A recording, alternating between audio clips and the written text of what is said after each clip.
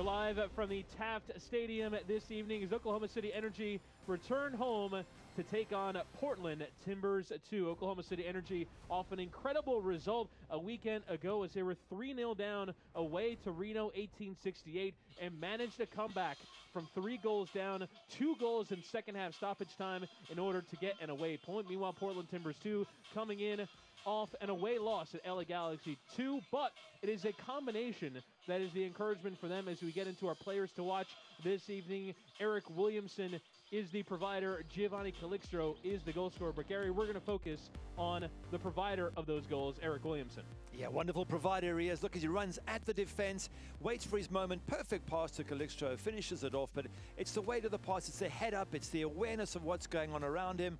And as I say, weighted pass to perfection. But look at this one. Unbelievable stretch with his right foot. Sets it up again for Calixtro, finishes it off. But it's the ability at a full stretch to find the right angle. Brilliant skills. To even think to try that requires a level of audaciousness. Fantastic from Williamson. Meanwhile, for Oklahoma City Energy, it's Omar Gordon. 2 goals and 2 assists on the year, and 1 of each in that comeback effort against Reno. Yeah, he's big and strong, but he's also subtle. Lovely little ball in there for Isley, who finishes it off. Great touch there from Omar Gordon in setting that one up, but he can also score them. Have a look here. Dying moments for the match. Brave as a lion. Gets him where it hurts. Gets a foot on the end of the ball. This man has absolutely everything, and he scores crucial goals. And Omar Gordon with a massive goal to make it 3-3 in the 94th minute against Reno 1868 a weekend ago, and earns himself a spot in the USL Championship Team of the Week alongside Eric Williamson. Giovanni Calixtro also on the bench for the Team of the Week, and those two will combine in the starting lineup for Portland Timbers 2 tonight. Omar Gordon will start once again on that right-hand side for Oklahoma City Energy.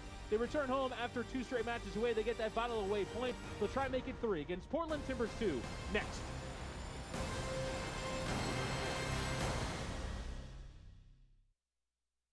Goals are something we outline for ourselves, and oftentimes they can be pretty lofty. When things begin to line up the way we think they should, we appreciate those who helped us along the way, like the help you get with commercial banking from FFB. Our experts are ready to partner with you to help you manage cash flow, oversee accounts through online banking, and help you secure a business line of credit. Because we know you've got better things to do, like grow your business. FFB. We go where you go.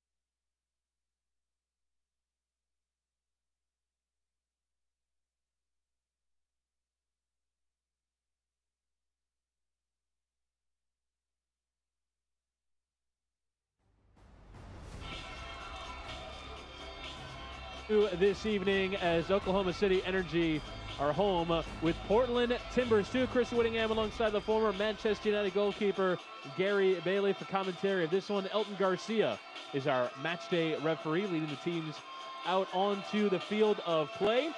These are 2 of the top scoring teams in the USL Championship, scoring 9 from 4. The only teams that have scored more than them have played 1 more matches. Now we can bring you tonight's starting lineups for either of these 2 teams. We'll start first with the visitors, Portland Timbers 2. Just the one change for them with Adrian Dispe coming in for Roy Miller in central defense.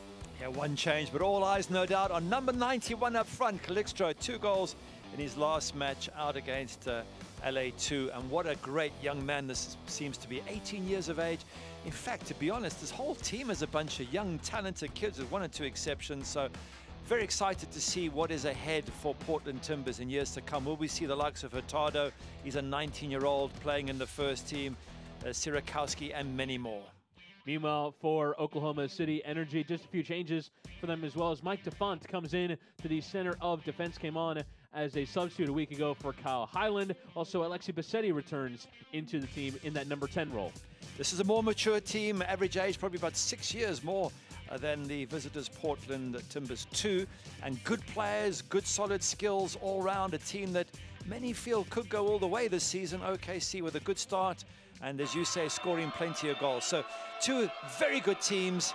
It's men against boys in terms of age, but skill-wise, Portland Timbers 2 bring it all to the OKC today, and I'm looking forward to a great game. A few concerns coming into this one for Oklahoma City Energy, still without Deshaun Brown, who's picked up a little bit of a knock. We'll get to that in our injury report in just a moment.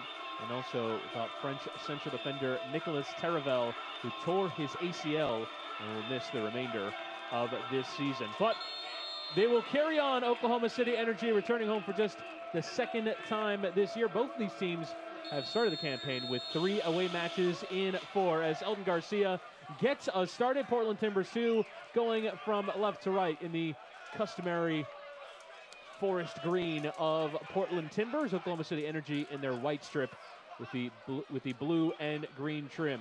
An incredible away result for Oklahoma City Energy last time out, down 3-0 after 70 minutes as a free kick given here for Rafael Garcia.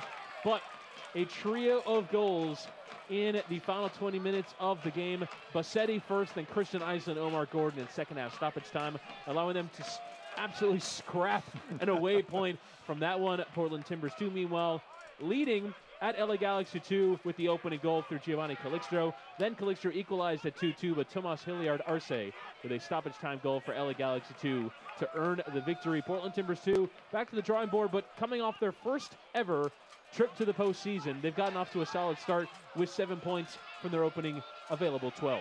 Well, the way you've set it up, we're expecting lots of goals in the game today. And certainly that's what the neutrals will be hoping for as well. 2 teams that are very talented going forward, some wonderful strikers. And as you said, in previous games, they've really entertained the fans. So let's hope they can serve us up with a great game this evening. The ball bouncing on this artificial surface, dealt with by Eric Williamson. The one back here in the center of the park by Alexi Bassetti. Then I'll try and play the ball straight over the top towards Christian Isley, putting the center back Dispe under pressure, but he handles calmly for Portland goalkeeper Jake Leaker. Yeah, Dispe doing really well there. The ball bounced up, and for a second I thought he might be in trouble, but he read it well, got it back to his keeper, and showed some maturity there to deal with the immediate pressure. Well, one there by Atiba Harris. Tries to send Omar Gordon on his way. A bit of a loose ball there, and one by Rafael Garcia. Charging on here for Oklahoma City Energy. Will lay the ball off here with Cato. Now Garcia in the penalty area, trying to return the favor for Cordell Cato. And instead it will result in Oklahoma City Energy corner.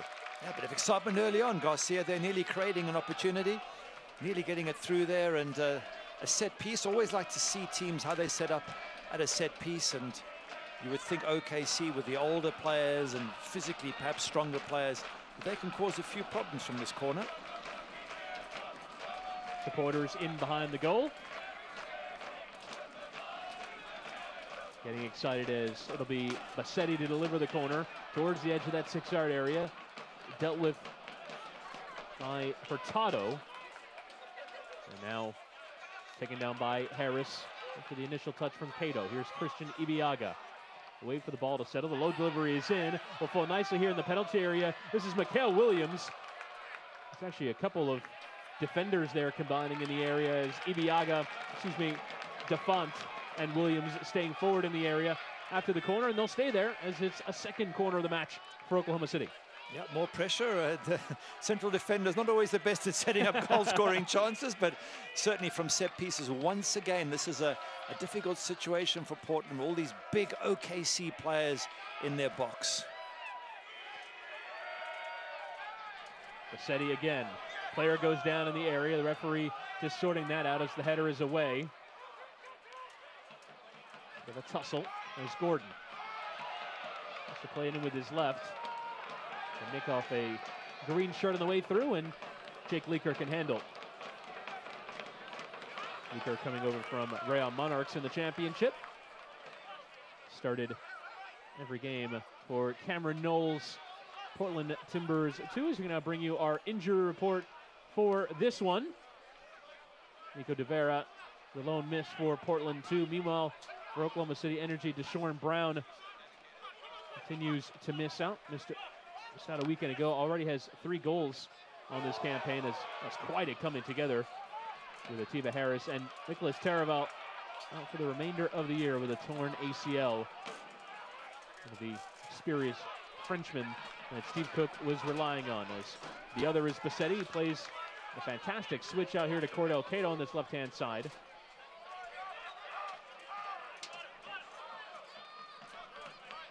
And the former MLS player with San Jose and Seattle, over 120 MLS appearances. We'll leave it off here. Bassetti, the advantage is played. We'll set up here for Isley in the penalty area.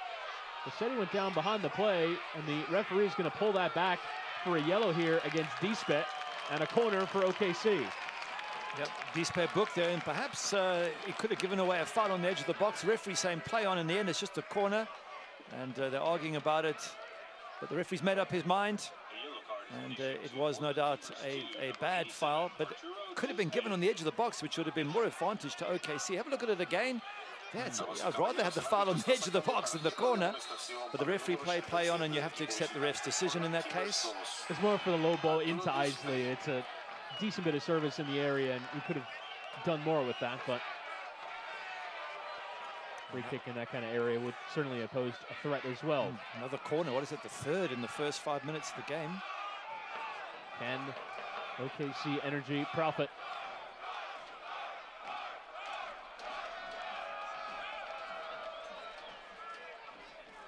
As Eldon Garcia just gets everything sorted. An early booking for Dispet, a central defender, taking an early booking. You wonder if Oklahoma City might target him in future.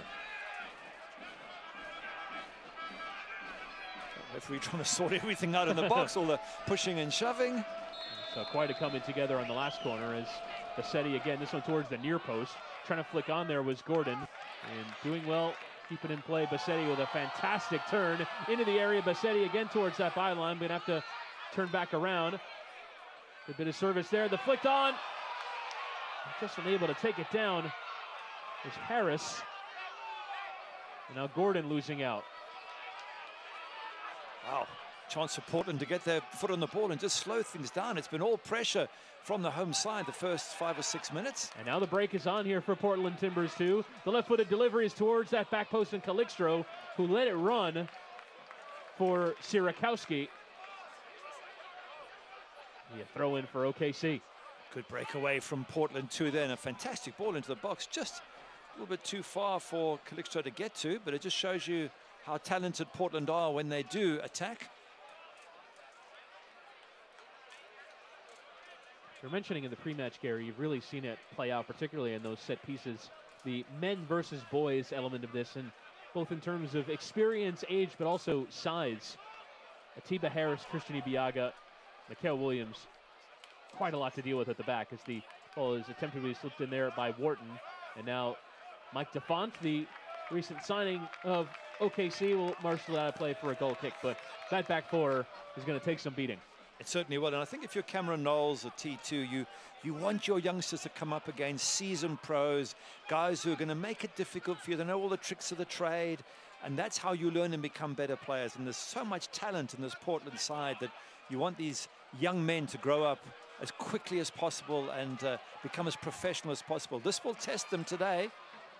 And it's a bit clumsy there from Modou Jadama, but Dispet doing well to come across and clear.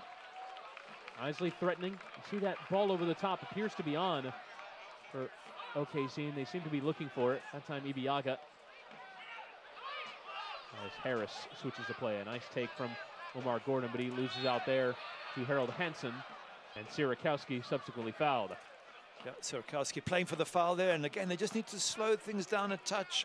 Portland, it's been, well, they don't. They play it quickly and get moving, but maybe just keep possession because they've been under the cosh for the last, well, since the kickoff, basically. And they need to get a control of the ball, get into the game, get some flow, get the touches. So far, they've been on the periphery of the game. I think that's more credit to OKC. They've started like a house on fire, as you say, direct, getting the ball forward, testing the sort of back line of Portland and seeing if the young men can withstand the pressure. Portland are a team that would be used to playing on artificial surfaces in the Pacific Northwest. But this one a bit quicker, a bit more difficult to deal with at times.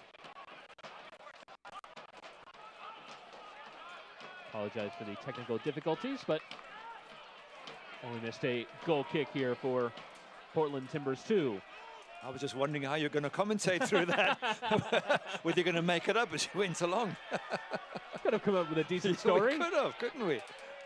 What a chance that was that you've missed. The Jake Leaker in goal, but that youthful squad for Cameron Knowles, 3 teenagers. And 3 more as well, 21 or younger.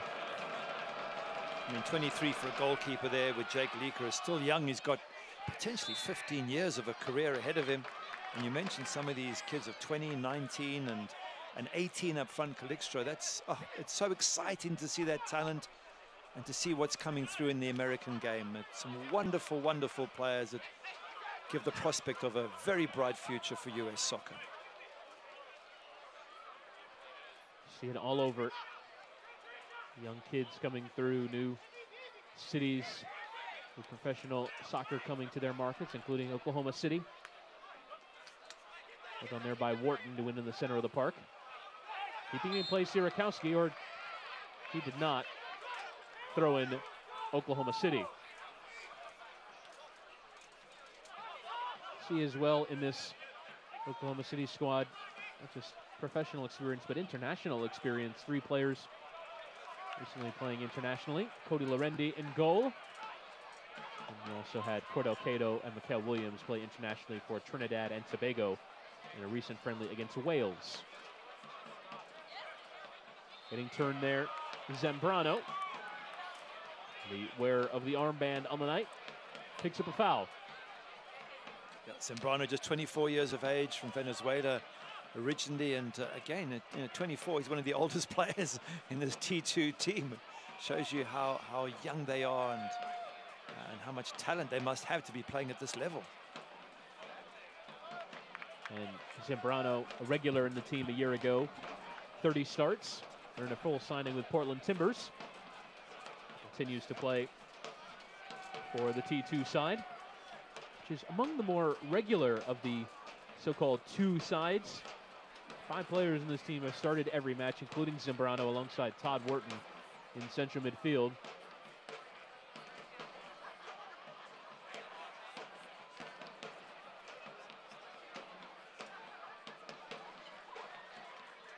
Trying to win the ball there, Callum Ross, the native of Newcastle. Ball played over the top now. Calixto trying to chase, as is Williamson. Atiba Harris trying to play away, as does Callum Ross, and it's a throw in here for Eric Williamson. Acquired from DC United a year ago by Portland Timbers for $200,000. Now a throw in for OKC Energy. The size of Ibiaga there at right back. Wow, not going to be easy for any of those Portland players on that left-hand side. Up against a unit that big. I mean, what is he, 6'3", 6'2" as a right back? I'd want to go switch to the other side. Rafael Garcia fluffing his lines. Now opportunity on for Portland Timbers and Hurtado, but he losing out. But Garcia again loose with the ball, and Sierakowski wins for Hurtado. Hurtado getting turned. Zambrano, first time ball there from Sierakowski. But dealt with well by Harris.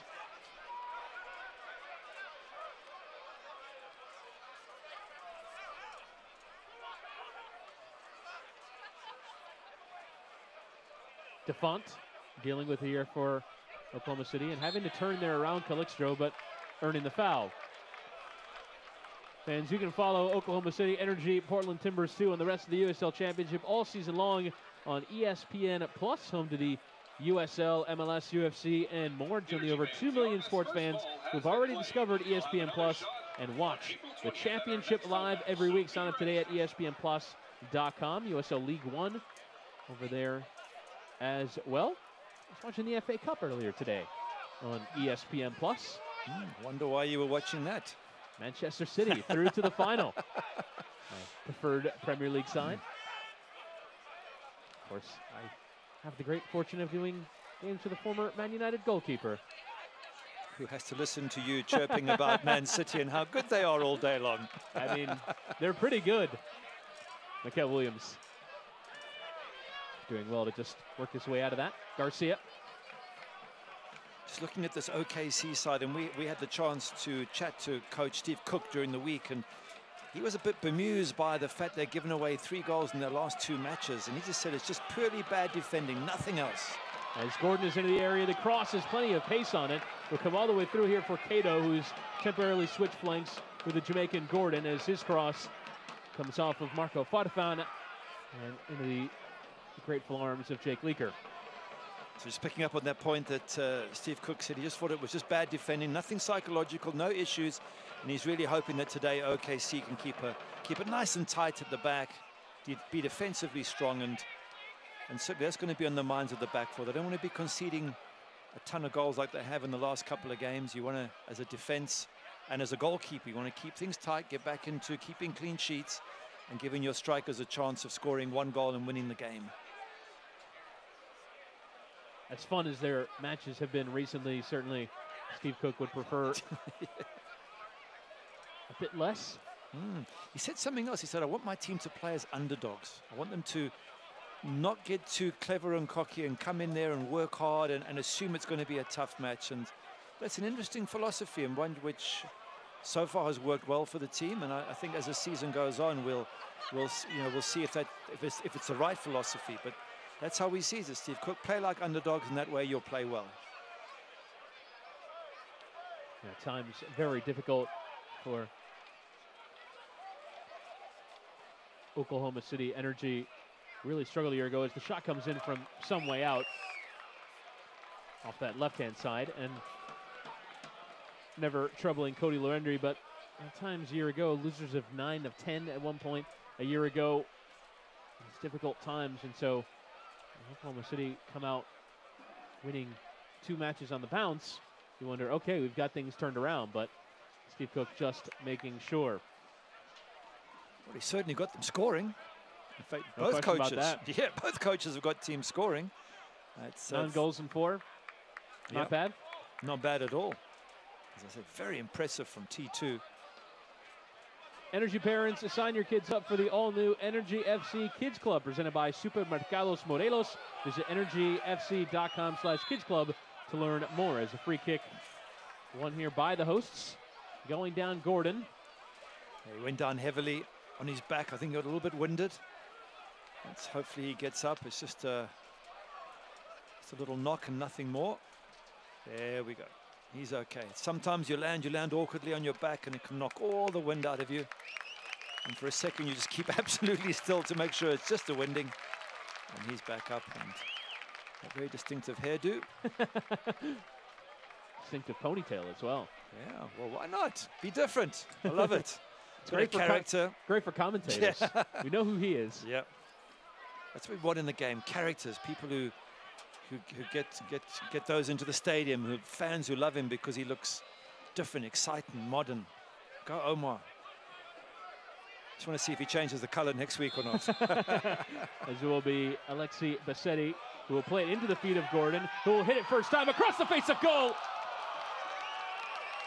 And sliding in was Christian Isley to try and tuck it away. Great chance created there by Gordon. Well, it's a good strike. As we're talking about him, he gets that chance, hits it well, just pulls it slightly wide of that far post. But he had the right idea. You always want to aim for the far post, because if you miss it, then the striker sliding in might get it, and that's exactly what happens. Isley literally inches away from getting on the end of that. That's a wonderful chance there for OKC. And a clever free kick as well from Bassetti, who could have just lumped it into the area. Instead, trying to play in Gordon. And it was very well done. As Garcia tries to win the header. Zambrano playing with his center backs. Here's Dispet. First time ball there from Sierakowski. But given away there by Harold Hansen. Counter-attack on. And now the long ball is sent up towards Isley, but dealt with there by Chidama. Garcia can win back. Here's Gordon. Great tackle in there from Zambrano. Gordon has a tug at the shirt. And a free kick for Portland 2. A little bit of frustration there from Gordon. He gave the ball away just after that great shot. He was looking to get back on goal again, gave the ball away, and just had a little tug to try and slow things down. Got to be careful though. Referee's likely to pull out a yellow card if you do that too often. Now finding himself in some space, Hurtado into the penalty area. To the edge with Sierakowski, who'll strike with his left. And the fans with an ironic jeer as he hits that well and behind the goal. Yeah, Hurtado doing well on that left-hand side, and we've seen with T2 that they've begun to create a few little opportunities, mostly down the left-hand side. And let's see if they can start to test Cody in goals.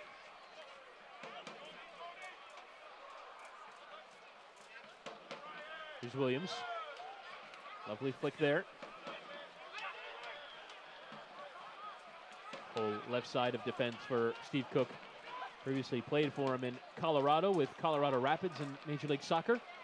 Where Cook was an assistant coach and an interim manager as well before coming to Oklahoma City. This ball is played over the top towards Omar Gordon, who will try and deliver the ball first time. Come all the way through, and now Isley will play. In some space, Garcia. Ball's slipped through into the path of Cato, who stays onside. And now his delivery takes a deflection and a corner won by Cordell Cato, a fourth of the match for OKC. Yeah, these corners can be dangerous. They've got to be careful, Portland.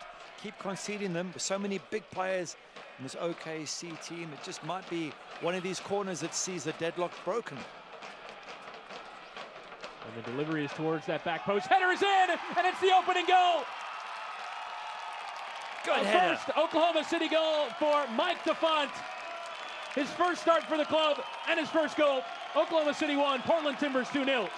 Well, we just said it, didn't we? If you keep giving away corners, eventually these big guys will get on the end of them. And Mike DeFont duly delivers a good ball right into the heart of that defense for OKC. And he gets up there, brave as can be, gets on the end of it. And that's the fourth corner given away. And they paid the price this time. But look at the big shirts, the big white shirts that were in there. They're going to give you problems. Could the keeper have come for that? Maybe not. 6 yards out, maybe not. But either way, OKC have got the breakthrough.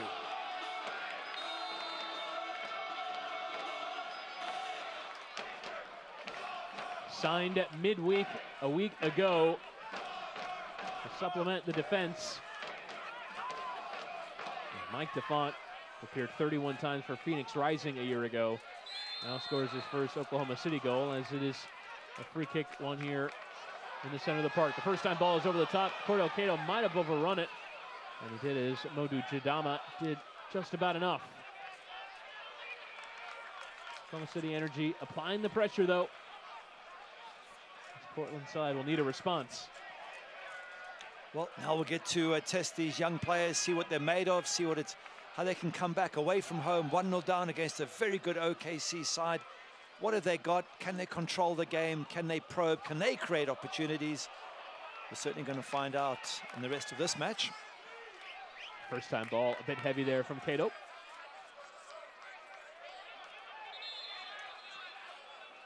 Certainly Cameron Knowles at halftime will say we can't give away so many corners from 4 and 5, as there's Steve Cook, the Oklahoma City manager, who would be pleased with the performance of his side in the opening 20-25 minutes. Yeah, absolutely agree with you there. Should be. They've been dominant. They've been making winning set pieces and corners and probing, and certainly looked the better side early on. But if he's to stick to his word about playing like underdogs, then they must give Portland a lot of respect, because there's some great talent on this side and they don't want to assume anything's over as yet.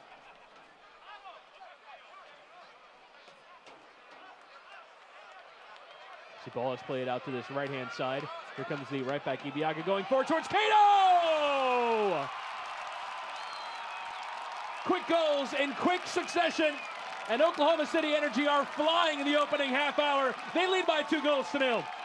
Brilliant finish, lovely ball out wide. It's a change of direction to the other side of the pitch. The ball knocked back in the center. Cato gets on the end of it, a flick past the keeper. Jake Leaker could do nothing about that. Fantastic play from OKC.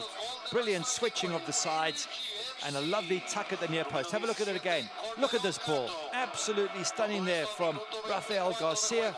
Ball gets played into the box here. Beautifully set up there for Cato, who tucks it into the back of the net. Great running as well down that right-hand side from Christian Ibiaga. Got on the other end of that ball, but a great low ball across as well. Easy as you like for Cordell Cato. And now Portland, who hardly had a touch. They're attacking third. Need to find something going forward. That man, number 30, Eric Williamson, is going to have to be the inspiration.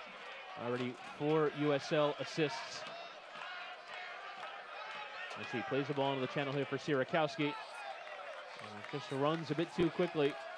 Just not to say that the ball had too much pace, but you see on this artificial surface, the ball can run very quickly. It certainly can. And OKC can play very quickly, because they're certainly showing it. And what is it now? 11 goals they've scored this season in 5 matches. 5 matches. Wow. Steve Cook will be very happy with that. If you're scoring goals, you get every chance of winning games. That's what they're doing, and creating opportunities as well. I guess the big question is, and we asked it a few minutes ago, at 1-0, now at 2-0. What can Portland do? Have they got the ability, the strength, the willpower to come back from this? Ball one back here by Portland. Here's Calixtro. Receive the ball again.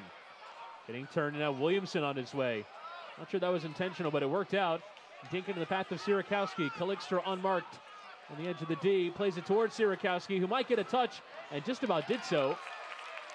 And dealing with it, Callum Ross.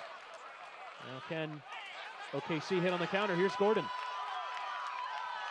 Isley had drifted offside, but Gordon might get there and ahead of the goalkeeper, and the surface no doubt playing a role there is Jake Leaker managing to claim. Yes, Isley was in an offside position. It seemed the defense stopped for a moment, and he just stood still, and Omar Gordon kept running. And if he'd have got to the ball first, Omar Gordon would have been onside. So Portland getting away with that one there, but still more pressure coming from OKC. This is a difficult time for Portland too. They really have to try and figure out how to slow things down, get on the ball, control it, get back into this game. And it's not going to be easy against this very good and very powerful OKC side. Quite a tackle through Omar Gordon there from Renzo Zambrano. And he goes down in a heap. Zambrano coming over to apologize, and the referee will also get it sorted. He's had a few bumps in this first half, Omar Gordon. And a quick opportunity for his teammates to have a drink. It's good to see the Portland players giving him a pat on the back and making sure he's okay. There's no nastiness involved, just a coming together of bodies.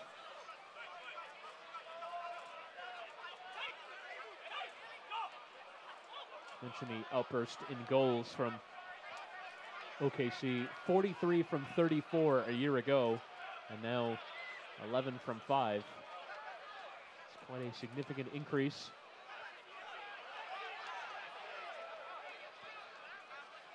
Get updates and alerts all year long by following your club on ESPN.com. Search for Oklahoma City Energy or Portland Timbers 2. And then click the follow button to keep up with the latest news and scores, plus get reminders on either team's next match. Go to ESPN.com now and click follow for your club.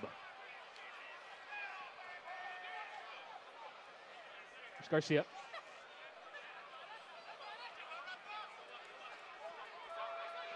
Defont.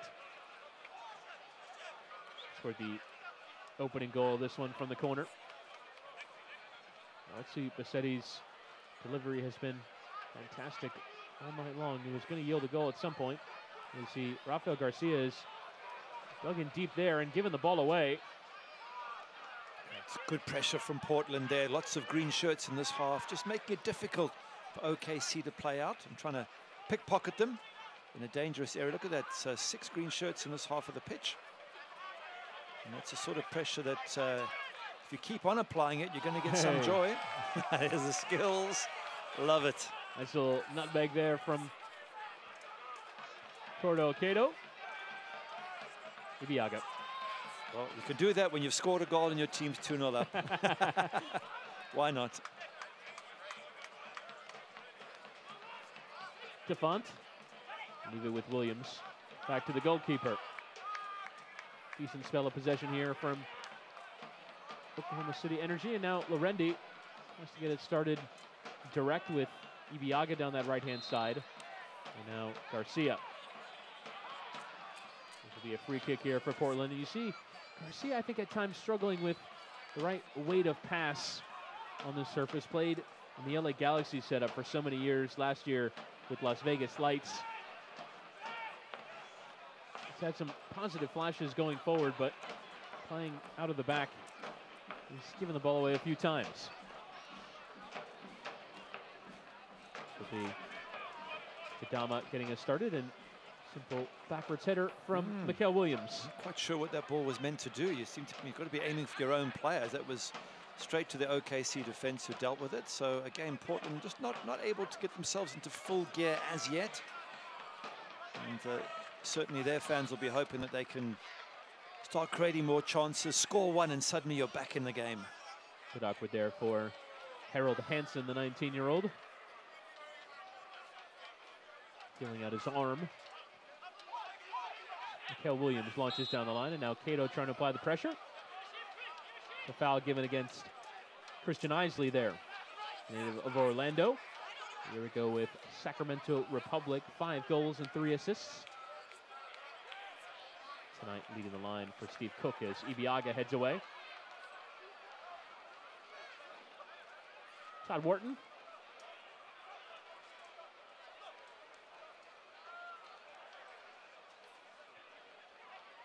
Trying to get turned there, Hurtado. Plays it off a white shirt for a throw-in. Really seen some real difficulty for Portland Timbers 2 to get any kind of combination play going in this part of the pitch. Sierakowski.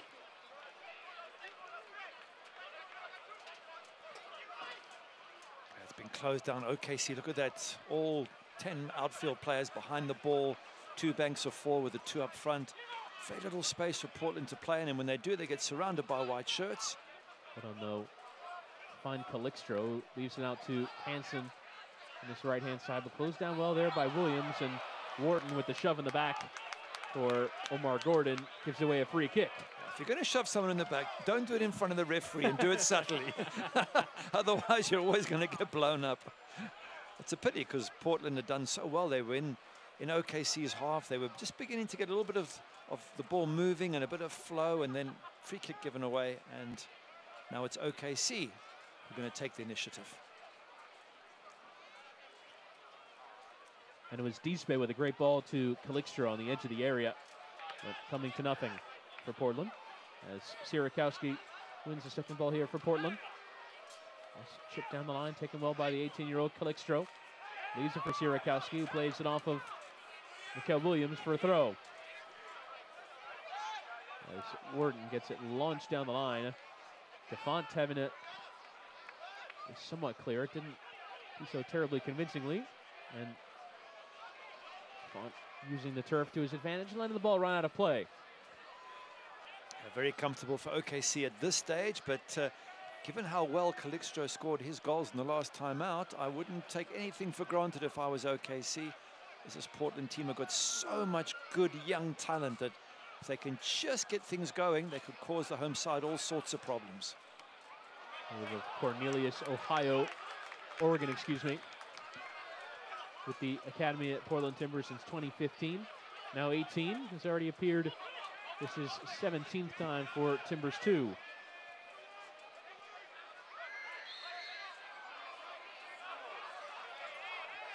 And another free kick here for Portland.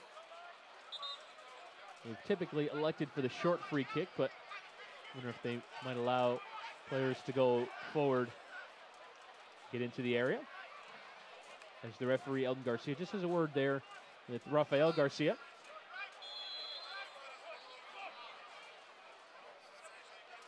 And it will be Jadama leaving it short here with Dispe.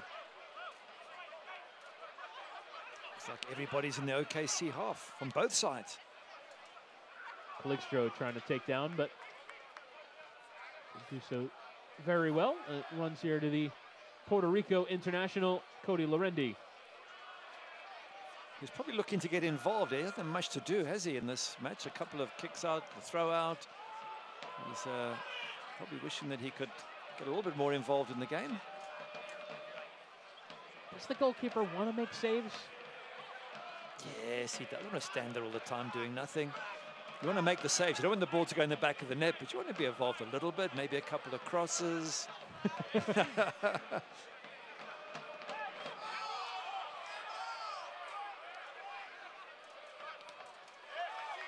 Doing well there. Bassetti to try and win the ball. Side lump forward, and again, to nothing for Portland.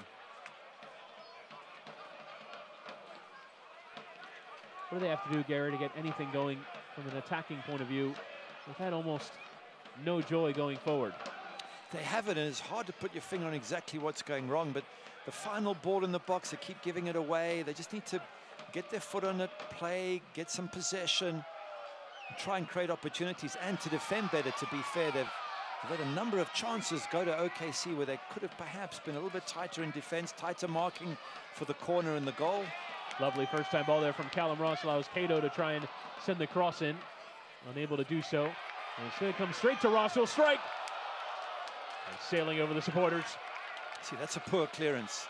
And they're lucky to get away with that T2. You can't just knock the ball to the edge of the box and give away possession, even if it makes the home fans happy. It's not a good idea if you're a Portland player. So, yeah, just got to raise their game a little bit, Portland, and look at some of the good results they've had and the abilities they have. And just try and make OKC work, turn those big defenders around. Well, he's yelling into that cone. I think he could do my job, that fan. Your job ain't that difficult, is it? No, I take that back. You know so much about all the players and the teams. Hours of study, so it'd be difficult to do your job. Take it back. I do have an easy job. Got to tell you what's going on as Garcia try and play it over the top.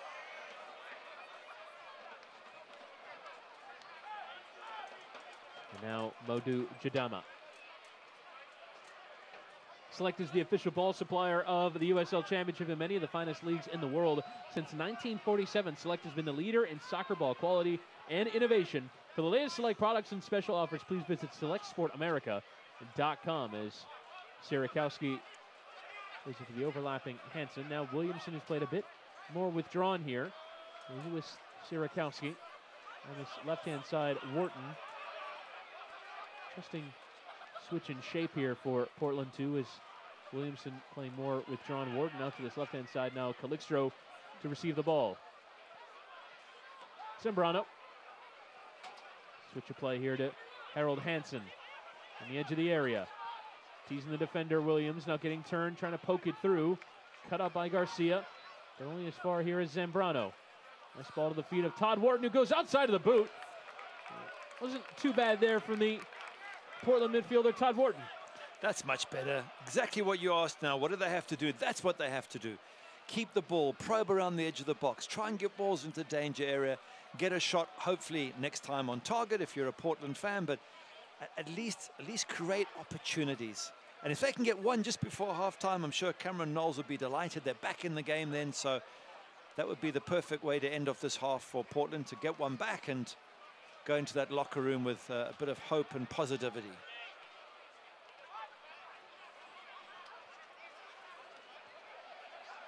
Ball down there by Zambrano to get turned. See how withdrawn Williamson is. He's normally played that number 10 role. Now playing as a deep line playmaker. Well done there by Gordon.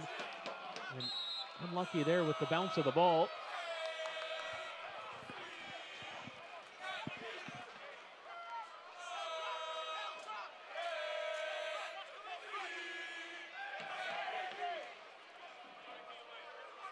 Throw in Harold Hansen.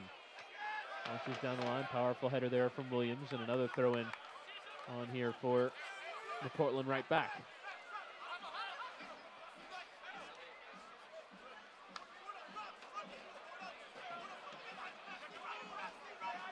Had among their first sights at goal through Wharton. Portland trying to play their way back into the game. But instead Hansen gives away to the feet of Bassetti.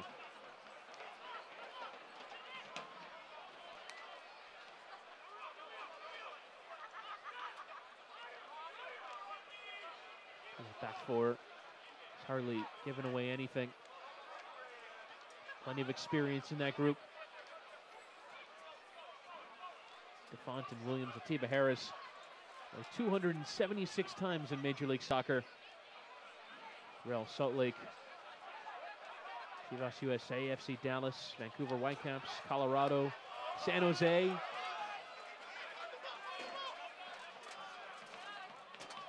Playing in the back four for Oklahoma City Energy. As the cross is in for Mikael Williams. Yep. Not quite enough bend on it.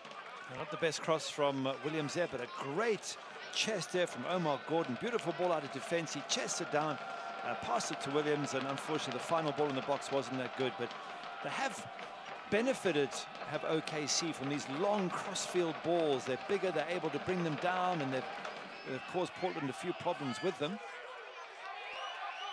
That doesn't help, does it, when you just kick the ball out for touch? Jake Leaker now with the best of goal kicks.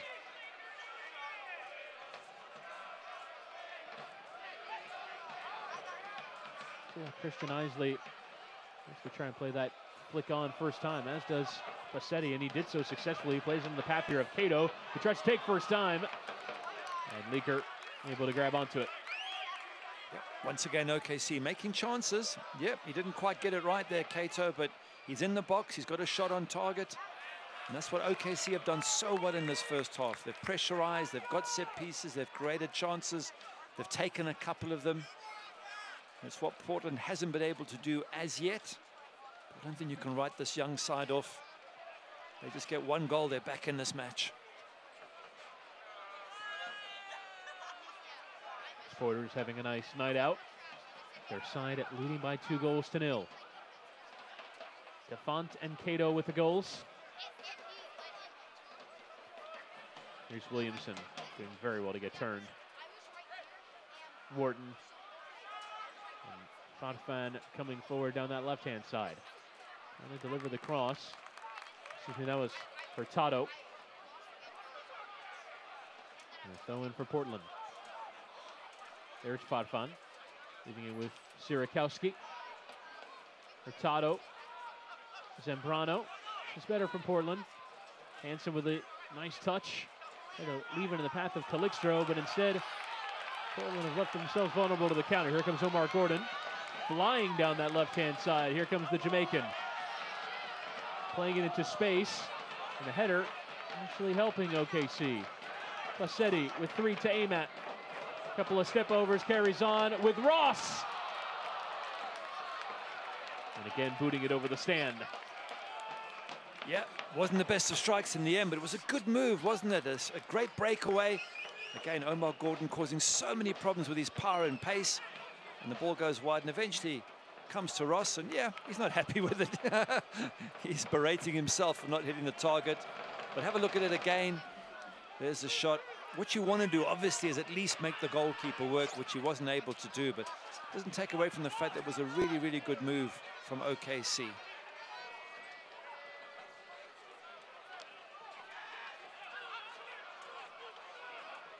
Put on there by Hansen. And Zambrano sends Farfan on his way.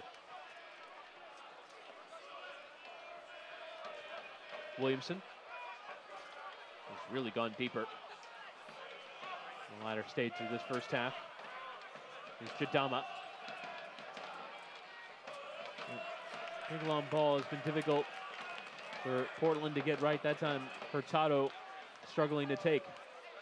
Yeah, I think they're more of a touch side, Portland. I would expect them to knock the ball on the ground. They've got good touches.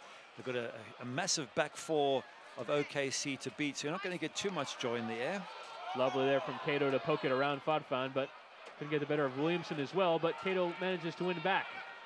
Isley. Ibiaga.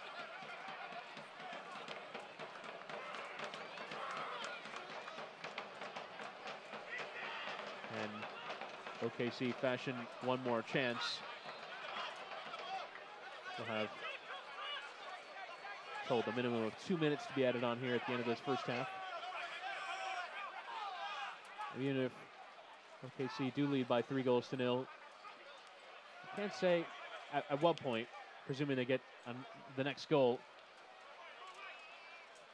you can't say that's 3 points in the bag, because a week ago it was 3-0 to their opponent, Reno 1868, and they managed to come back. I was in danger of calling a game too early. Yeah, no. Isley was offside. Absolutely agree with you. Both these teams capable of scoring plenty goals. It's a long way to go yet, but I haven't seen much from Portland. Now, if they come out second half and they can knock the ball around, you see just losing possession there. If they can knock the ball around, use their skills and pace to move around that big OKC back four, maybe this game could turn around. But from what we've seen so far, it's been all OKC. Now you wonder what Cameron Knowles will either do with his halftime team talk or with his changes at halftime to turn this result around, because it has not been the best performance from his Portland 2 side. They played well at varying points in the year, particularly away. Already an away win. So a draw as well before losing last time out against LA Galaxy 2. Harris.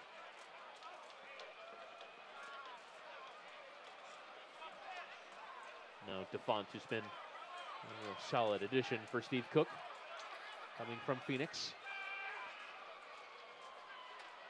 Bassetti. 3 seasons in Ligue 1 with Nice. Played 75 times, scored 10 for the French side. That's a good pedigree. It's a very high level of football there at Nice, so expect to see a lot from Bassetti this season. Charging on to try and perhaps create that one last chance, Garcia, but left some vacant space in the center of midfield. Hansen, Sierakowski, fortunate to have the ball bounce back to him, and now Zambrano. And put out a play there by Gordon.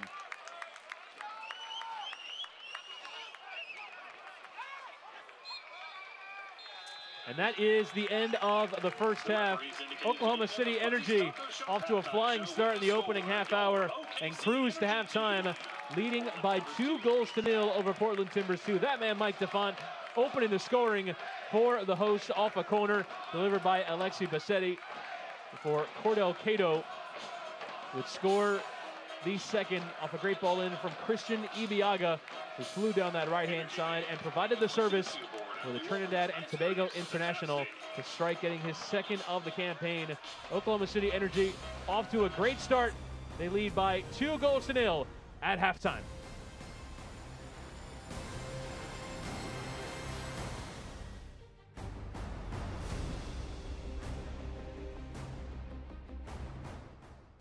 Outlining your own destiny is something we all take pride in. And knowing we're doing what we love is what makes this life adventure so exciting. Isn't it nice to have a banking partner that's along for the ride? FFB makes life easier with a simple click and snap, so things like mobile banking and deposits can be done anywhere, anytime. Plus free bill pay, person-to-person transfers, and Apple Pay. With free ATMs worldwide, why wouldn't you want a bank that gives you this much freedom? FFB. We go where you go.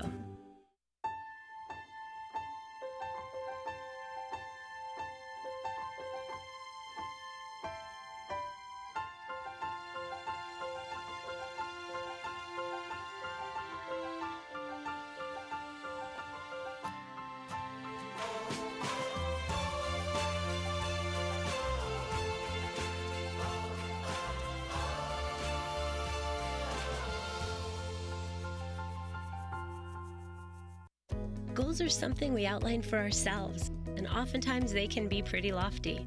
When things begin to line up the way we think they should, we appreciate those who helped us along the way, like the help you get with commercial banking from FFB. Our experts are ready to partner with you to help you manage cash flow, oversee accounts through online banking, and help you secure a business line of credit. Because we know you've got better things to do, like grow your business. FFB. We go where you go.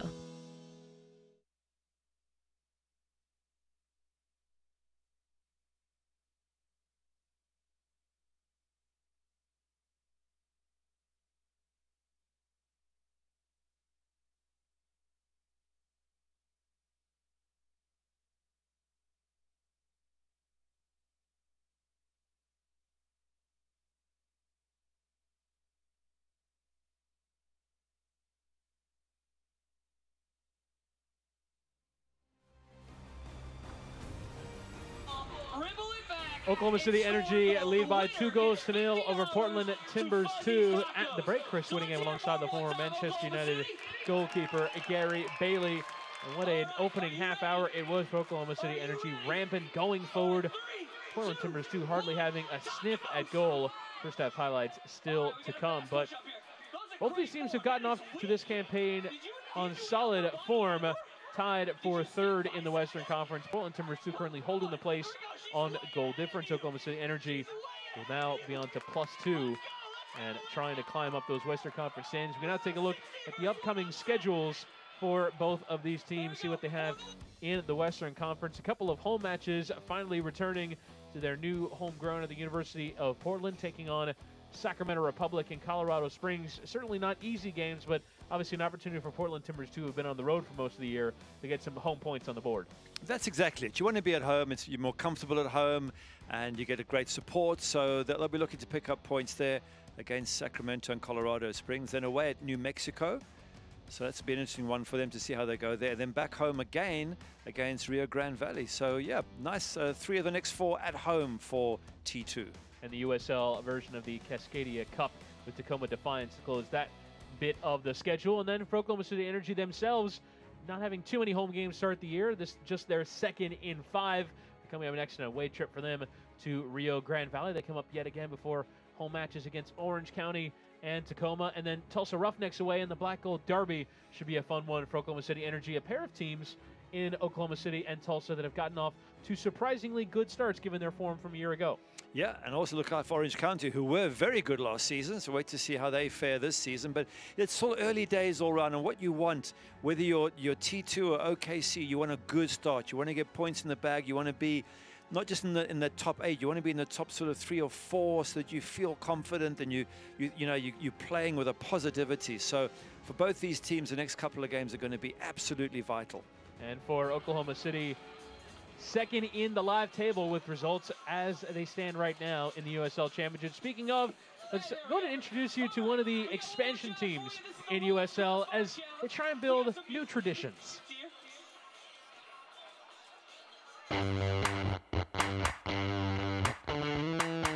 If there's one thing with USL Championship clubs, it's that they have a way to make the experience unique to their clubs. I'm on site here at BBVA Compass Field in Birmingham to talk a little bit about this iron factory they have on site. I'm joined by Marshall, the Director of Metal Arts at Sloss Furnaces. So, Marshall, first off, tell us what an ingot is.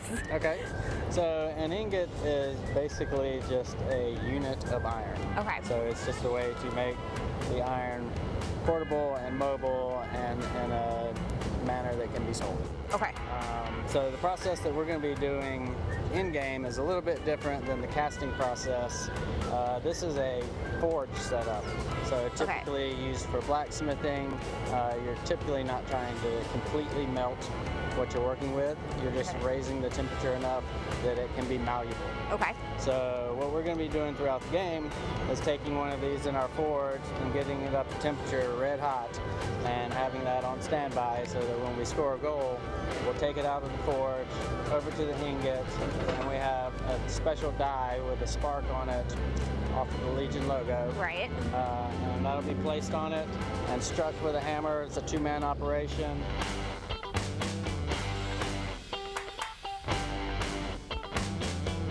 ready, the assistant will take that, they'll take the die and put it in place, and then the other person will strike it with a hammer. So each goal that's scored will get a mark, hopefully a lot of them. Yeah. And so we have one for each game. Okay. So to have the team that they're playing, and so throughout the season, throughout the years, we'll begin to accumulate these and create an iron wall back here with each ingot from the games. That's going to be amazing. Yeah. How cool is that for people to come in too and kind of see this little, you know, characteristic of Birmingham? Yeah. That's awesome. Hammer down! You know, they can tell how hot the steel is by the color. Got it. Burning up, red hot.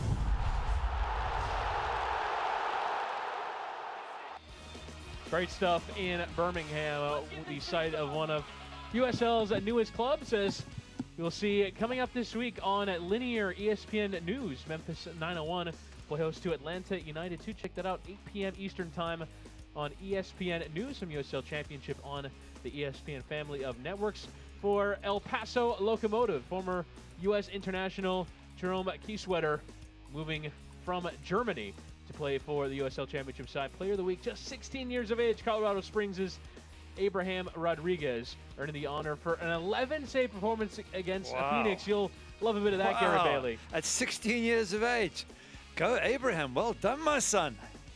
And he is our Player of the Week for his effort in goal.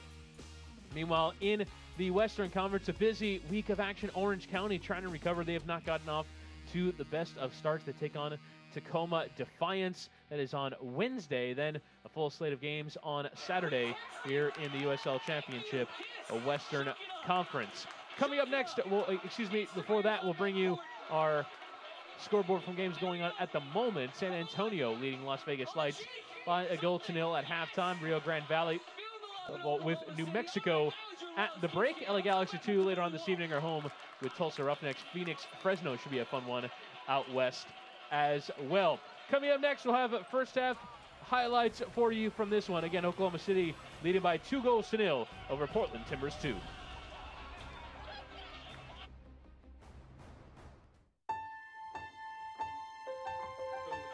Provisional, say.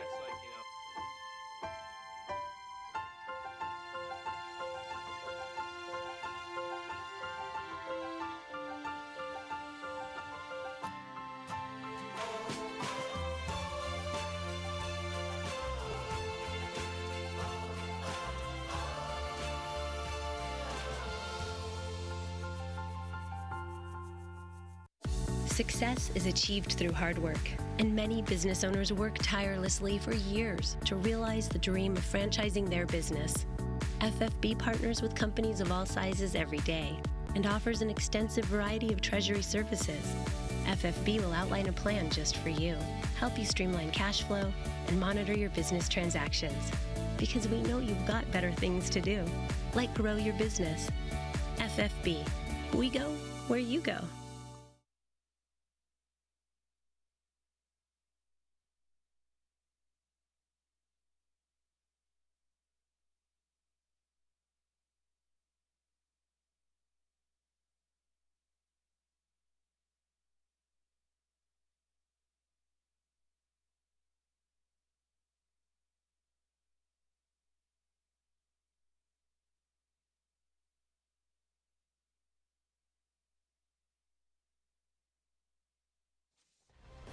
Oklahoma City Energy lead by 2-0 at the break, off to a great start, particularly from about minute 20 to about minute 30 of this match. Getting the goals in on this one. Chris Whittingham, Gary Bailey now bring you our first half highlights from this one. Again, at the Taft Stadium, Oklahoma City Energy returning from a couple of away matches, and it would be the host who would get off to a great start. I believe we didn't have a coin for the toss of this one, so I had to play rock, paper, scissors to determine which side each team would be going. Here would be a yellow card. First advantage given. Christian Isley going down in the area would result in a corner, but it would be yellow for Adrian Dispet. And then the shot, from a long way out before a free kick opportunity. This is Omar Gordon's shot flashing across the face of goal. Wow, it's a good shot as well. And Isley was just inches away from tapping that in at the far post. Lots of power behind that from Omar Gordon. Look at Isley, just misses it there. And then came this corner, which, if it's the one the goal comes from, is DeFont gets on the end of it, which he does. He's big, he's strong, and he wasn't the only big man up there for OKC, but he got on the end of it, and that was the breakthrough OKC had been looking for. And you see these supporters in behind the goal, well pleased with that one. Here would be the second. Great long ball from Rafael Garcia into the path of Ibiaga. His low cross setting up the second. Oh, it's a great tuck away from Cato. Good ball in there from Ibiaga, but Cato does so well. So difficult to get it in from that tight angle past the keeper. He tucks it away, and they go 2-0 up. And here would be the first half stats from this one. 7 shots for Oklahoma City. The 2 on target, resulting in the 2 goals. The worrying thing from a Portland perspective, 0 shots on target. Yeah. That pretty much sums up their first half. They haven't done enough, but we've seen how well they've played in previous games at the second half. If they can turn it around, keep that possession, as you say, get the shots on target, this match might not be over yet. And certainly from an Oklahoma City point of view, might have thought it was over at 3-0, 70 minutes played in Reno a weekend ago, but they managed to come back and make it 3-3. I imagine that would be among the messages from Steve Cook at halftime. Is this happened to you a weekend ago? Exactly, exactly. What was his other comment about always playing as the underdogs, never assume anything? He'll be pushing that point because, yeah, they have looked fantastic first half OKC as their fans just take a little bit of a quiet time in between the 2 halves, but they look fantastic, but it can all turn around. And Calixto got 2 goals last time out for Portland too. Who's to say he can't get on the end of one? Suddenly it's 2-1, suddenly you've got a battle on your hands. So, yeah, there's still lots to play for as far as OKC are concerned. And as a team, there have been 3 different players that have scored braces this year in 4 matches for Portland. Marvin Loria with a brace against San Antonio. Daron Asprilla against Las Vegas, including a gorgeous overhead kick. And then you mentioned Calixto with his brace a weekend ago against LA Galaxy 2. But also from a distribution and playmaking point of view, Eric Williamson in that midfield for Portland has 4 assists in 4 matches, so he can create that opportunity that could turn the game around for Portland Timbers too. He certainly could, but he hasn't had enough time on the ball yet. Hurtado on the left has looked tidy at times. Sirakowski's popped in and out, but overall they've really struggled, Portland, just to dominate enough to get in that half of OKC's and keep possession and probe. Just towards the end of the first half, we got to see 1 or 2 opportunities from this young, talented side, but they need to do a lot more in that second half. And there is the first sign of a change from Cameron Knowles. It'll be Zachary Kobayashi, the former Orange County man, who will come on for his 2nd substitute appearance of the campaign. And he provides that halftime inspiration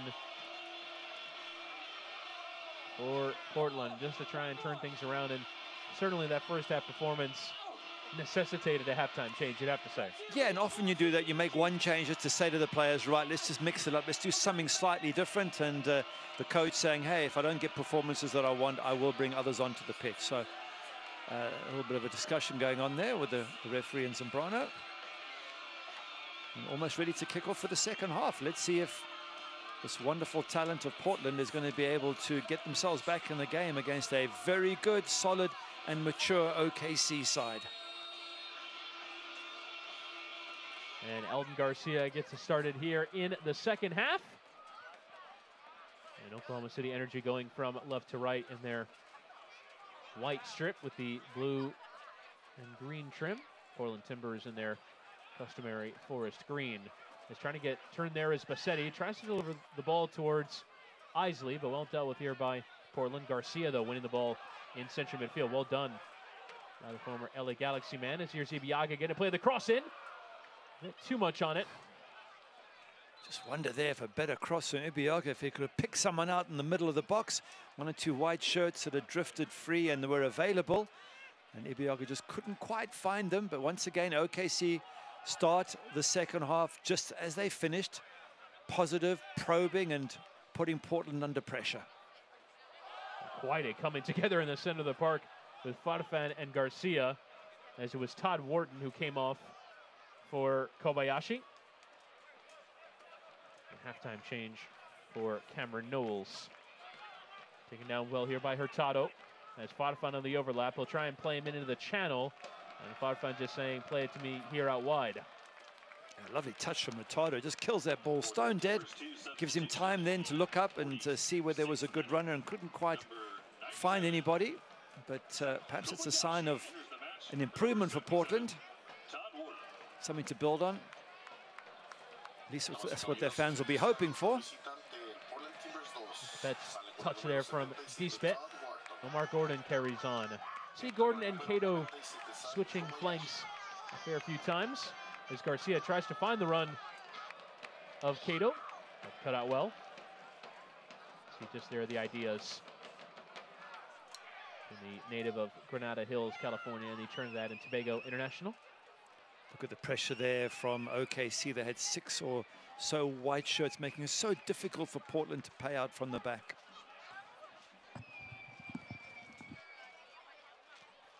And it will be a throw in here for Oklahoma City, and Mikael Williams into the channel for Isley, who carries on his way.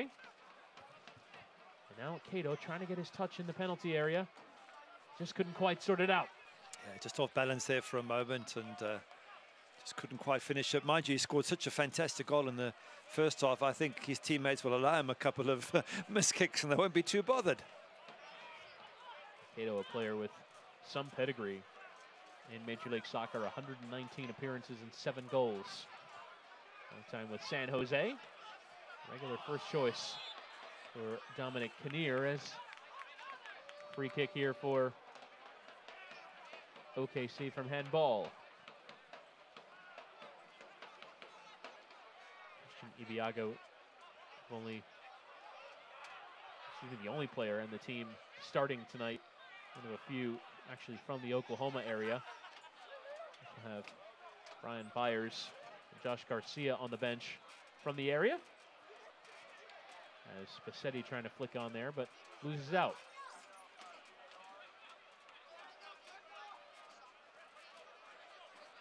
Rampaging on his Fan.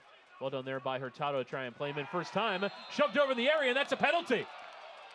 And out of nothing, Christian Ibiaga giving away a penalty to Marco Farfan, and Ibiaga can have no complaints as Elton Garcia points to the spot. That was a clumsy moment there, wasn't it, from Ibiaga? He just got to let the player have the ball there. Don't have to touch, not to get involved.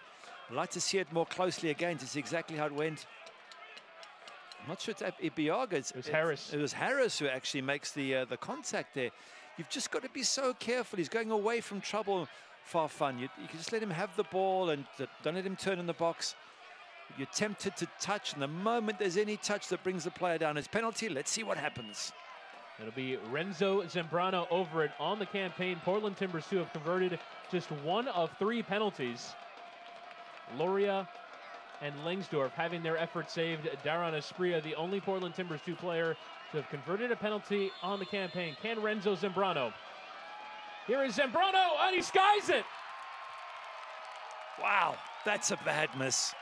That really is. It wasn't just close, it was way over the top. Maybe it's the pressure, but that was an opportunity to get Portland back into the match, and it's been wasted by Zambrano. And he'll know that he should have done better. I bet you he scored this 10 times out of 10 in training. But the pressure of the game, and he just lifts it over the crossbar. Whichever OKC fan got that on his Insta story will have seen Renzo Zambrano sky a penalty, and Cameron Knowles might have to have his team spend an entire training session on taking penalties, as they've now missed 3 of 4 on the campaign. Crucial miss, wasn't it, as well? We were just saying Portland need to get one goal rather than they're back in the game, and that was it. It was a gift of a penalty. Chance, even if you're not playing well, to make it 2-1, and suddenly you can go for it. But having said that, maybe even the penalty itself has given Portland a lift already. So now Calixto will try and apply the pressure. Now coming out of nowhere to make Williams a bit uncomfortable there is Kobayashi. And now the backwards header from Dispet to Leaker. Well, penalties are not converted at a 100% rate. Generally, on average, it's around 77%. That's 3 quality chances that Portland have spurned for goals at varying points in the season.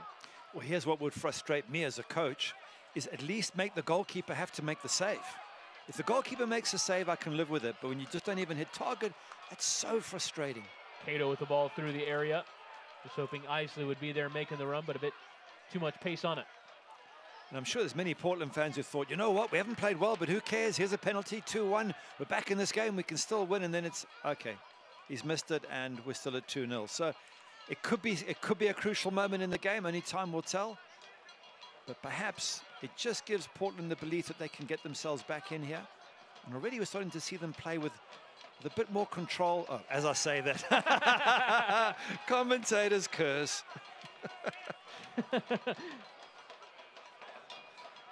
Not the best of control there from Portland Timbers too. Flick on Isley. First time as he has done more than once. Mismatches, the tackles in from Ibiaga and a free kick for Portland. Yeah, Portland will know they've been in a game after this. There's so many big defenders in this OKC team. There'll be a few bumps and bruises by tomorrow. As sliding in again, Ibiaga catching Hurtado. And the referee determines it's fair. A goal kick. Well, I don't think Hurtado thinks it's fair. Yeah, he's saying, I got cut down there. Come on, ref. You've got to protect me. And the referee didn't see any problem with it.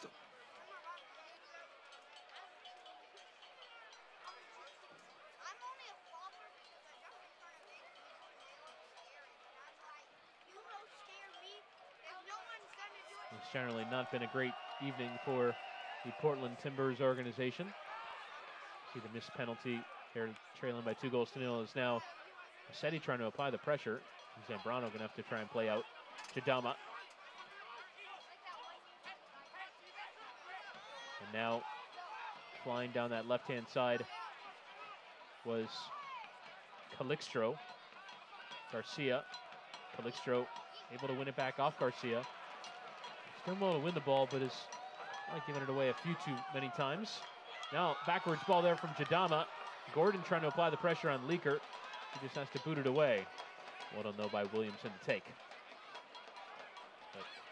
2-0 down here at USL level, at MLS level. Portland Timbers on their way to another defeat, losing by 3-0 right now to San Jose. As we have a bit of a coming together off the ball and a yellow card for Mikael Williams as well. It was Harold Hansen who was in his face. The first a yellow against the Trinidad and Tobago international. Yeah, unnecessary yellow card, isn't it? Just for you know, getting too pushy and too chirpy. Just walk away, get on with it. Because now, as a defender, now you're going to be very careful you don't mistime a tackle, because then you're off and your team are down to 10 men. So I just get the sense that Portland just beginning to sort of feel they can play their way back into this game. We're seeing more control on the ball than we saw in the first half from the team in green. And they might just be able to start create a few opportunities against this OKC side. Williamson trying to maintain possession here for Portland. Lovely flick there from Hurtado into the path of Sirakowski. Step overs, cutting back and grab at the shirt there from Ibiaga. Will still come through here for Zambrano. There's option wide here with Harold Hansen. Kobayashi. Zach Kobayashi into the penalty area. Poking here for Hansen. Tries to play the 1-2. Return ball, not what they were looking for. Here's Williamson in this deep line playmaking role. Trying to play the 1-2 now with Sirakowski and giving away. Counter-attack on for Oklahoma City through Gordon. Couple of nice touches. Still Omar Gordon trying to go all the way. Going down. Referee not even bothered to wave his arms and say no penalty. Yeah, I didn't think it was either. I don't think there was a tackle on Omar Gordon. I think he might have got bumped along the way, and I didn't see anyone bring him down as such. So from what I could see, I think the referee got that right. But it just shows you how quickly OKC can counter-attack. And Portland will have to be careful of that, because Omar is so strong, so physically strong. And he runs at the defense and always seems to cause a problem. I wonder if that was the idea for Steve Cook Great going forward with Isley in between them, or Deshaun Brown in between them. Some ball winners in midfield, but also some great pace on the counterattack as Gordon carries on his way, leaving Modou Chidama in the dust, and Gordon almost played it to his fallen body. That would have been highlight reel stuff from Omar Gordon. Hansen trying to break the lines with that ball. Now can play it short here with Kobayashi. Marked by Ross and Williams. Now finding himself in space, Williamson. Cutting onto his right, having a strike from a long way out, straight into Rafael Garcia. Hurtado. A footed delivery, straight into Ibiaga. I think might have taken that in the wrong area. In the penalty area are Portland, Zambrano. Their better run of possessions on the evening. Hansen.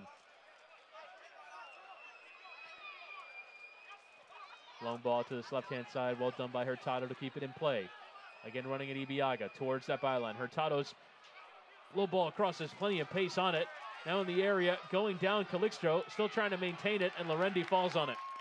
A good play from Portland. They really pressurized that OKC back four. Suddenly we're seeing more of Williamson as a playmaker, as somebody's down there in the box. I think it looks like Ibiaga, is it? Yeah.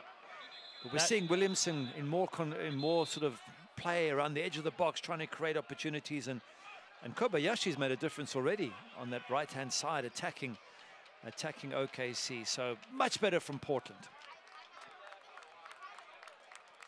I felt a bit of pain myself watching Ibiaga take that cross. He's big and strong.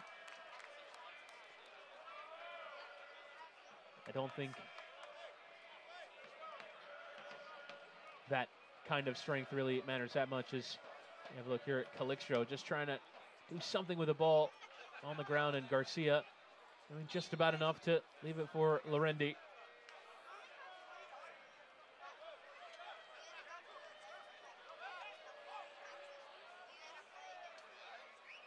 And now Lorendi, the native of Melbourne, Florida. 4 clean sheets and 9 appearances in 2018 for Oklahoma City, are in the trust of Steve Cook, now the regular goalkeeper. Did miss one match earlier on in the campaign for international duty with Puerto Rico. A match against Sacramento. Hurtado frustrated. He's had a few situations where he doesn't feel the referee's given him the decisions. He's letting the ref know, but in a sensible way and not in a bad way. And it is frustrating for Portland. Could have got themselves back in the match with that penalty, didn't take it. They're getting bumped and pushed and shoved. But it certainly has been a better half than the first half. That you've got to say, give T2 their credit. They're working their way back into this game, and if they score one, we could have a real cliffhanger of a game here.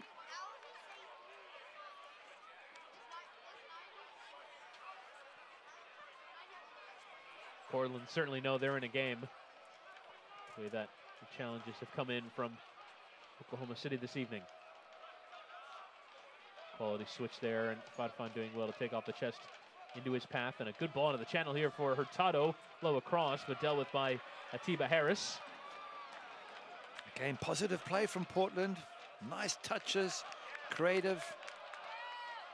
Now Isley looking for his help, but most more importantly, eyeing the assistant whose flag went up.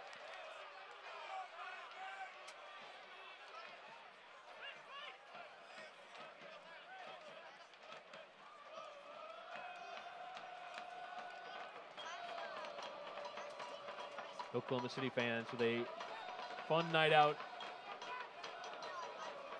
in the northwest of Oklahoma City. I'm always impressed by those fans, and we've seen them at so many of the USL Championship games last season as well. I mean, a number of places, Phoenix, Orange County, many, many more. The Hooligans. The St. Luligans. The St. Luligans. They were great. They were wonderful to watch, and they come out and support their team, as OKC fans have done here today. That ball nice and easy for the keeper. And they really make an effort. They make a noise, they entertain, they have fun. It's just, I think they're wonderful supporters at all these clubs, all these fans who turn out week in and week out and really get behind their side. Supporting local soccer as Williamson tries to play the big switch. Cut off there by Mikael Williams. Now Cato trying to get the counterattack going, but instead one back here by Harold Hansen, who's charging on his way, tries to play the cross, and it will be a goal kick. Oh, did so well, Hansen there. Did really brilliant to get himself through, and then as he goes to pull the trigger on the cross, something happened. But again, much more positive from Portland. At least they're now probing, at least they're spending a fair amount of time in OKC's half, and if you do that, then you've always got a chance of pulling one back.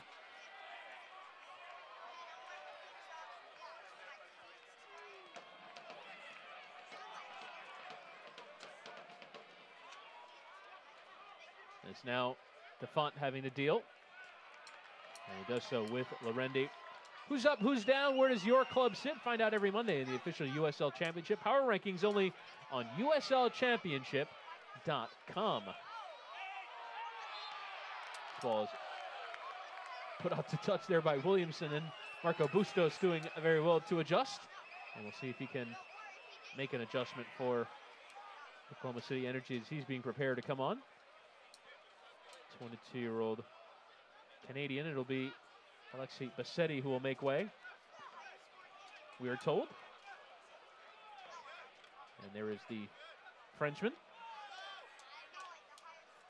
An under-20 World Cup winner with France in 2013. Wow, some pedigree. Indeed.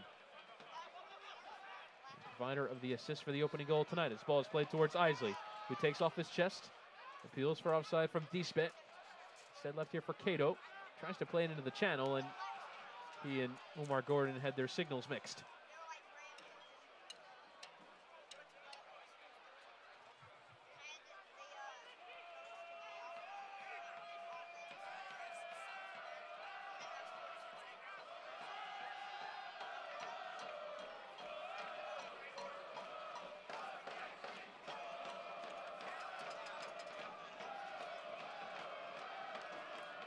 Fans in full voice as Williamson goes towards Farfan, but cut out by Ibiaga. Now Hurtado is coming together with Garcia.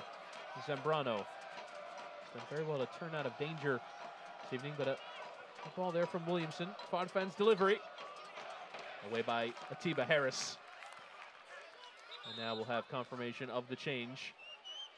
Bassetti off and Marco Bustos on.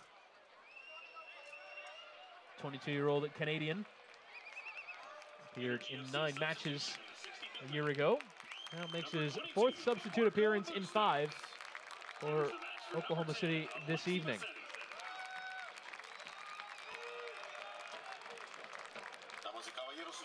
Four MLS appearances with Vancouver.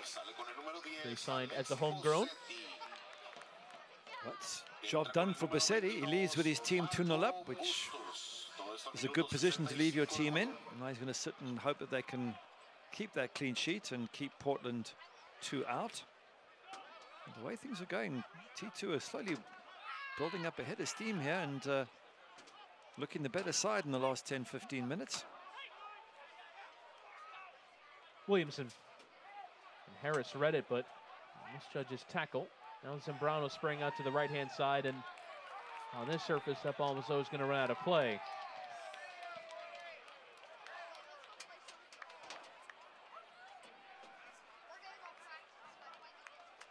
Cameron Knowles cutting a frustrated figure. Yeah, I bet he's wondering if only that penalty had gone in. Yeah. Different game, 2-1. The players are all buzzing and excited. So frustrating to be given that opportunity to pull one back and then sky the penalty over the crossbar. Not even saved by the keeper, just missed the target completely. As a coach, you get that gift of a penalty and you see it taken away. It's hugely frustrating. Christian Isley doing a lot of thankless work up top. Doesn't yet have the glory for with the goal, but here's Gordon trying to keep it in play. Thought it had gone out of play. Instead, Gordon plays it off the corner flag and a throw in for Portland. Zambrano will try and get things going. Callum Ross letting it run, and now ball over the top there from Zambrano towards Sierakowski. Now Williamson. Good fizzing ball out here to Brian Hurtado, the young Venezuelan. Tries to play the cross, hits it off Ibiaga. He's had difficulty getting the better of him this evening.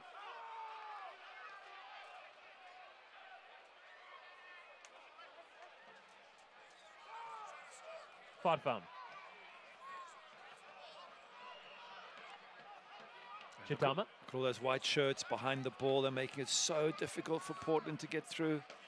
There's no space to play it, so they try the long ball instead. But this is what the Portland young players must figure out, is when you get a massed defense like OKC are now doing more and more often, how do you play your way through? It takes patience, obviously takes a lot of skill. Look at the white shirts. In the first half, they were high pressing. Now look, they're dropping deep, blocking all the spaces and trying to counter-attack. And now Hurtado finds one of those spaces, and he scores the goal for Portland Timbers, too, to get them back into the game. Well taken. Lorendi had come off his line, and Hurtado doing well to score his first goal of the campaign for Portland Timbers, too. Well, he's been knocking on the door this entire match, Hurtado. Some good skills out wide, and now he's taken advantage of the situation. We were saying they've got to get a breakthrough somehow. It's been difficult for them. They haven't been able to find space. His ability, his skills, as we see it again, are what have opened this game up for them. The finish, well, there's enough defenders there. They haven't closed him down quickly enough. Keepers come out, and between the three of them, he's managed to beat all three. Well done. Good finish, Hurtado. Now we have game on. His first goal for Portland Timbers, the loanee from the Venezuelan League. And now opportunity on here for Oklahoma City and Isley. Will try and play in Cato. Does very well to keep the ball in play. Cordell Cato. Will tease Farfan and allows him to attack the ball off of Cato. And for a Portland throw-in. Number staying forward here for the hosts. Assistant saying, gonna have to take the ball a bit closer to where the ball went out of play. Better well flicked on there by Calixtro.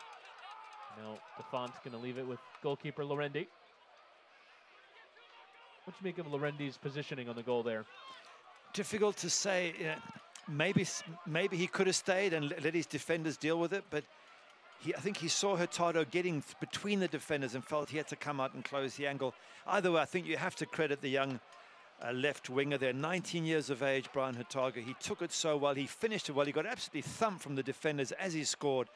It's a really good goal, and it's brought them back into the match. T2. 2-1. This could go either way.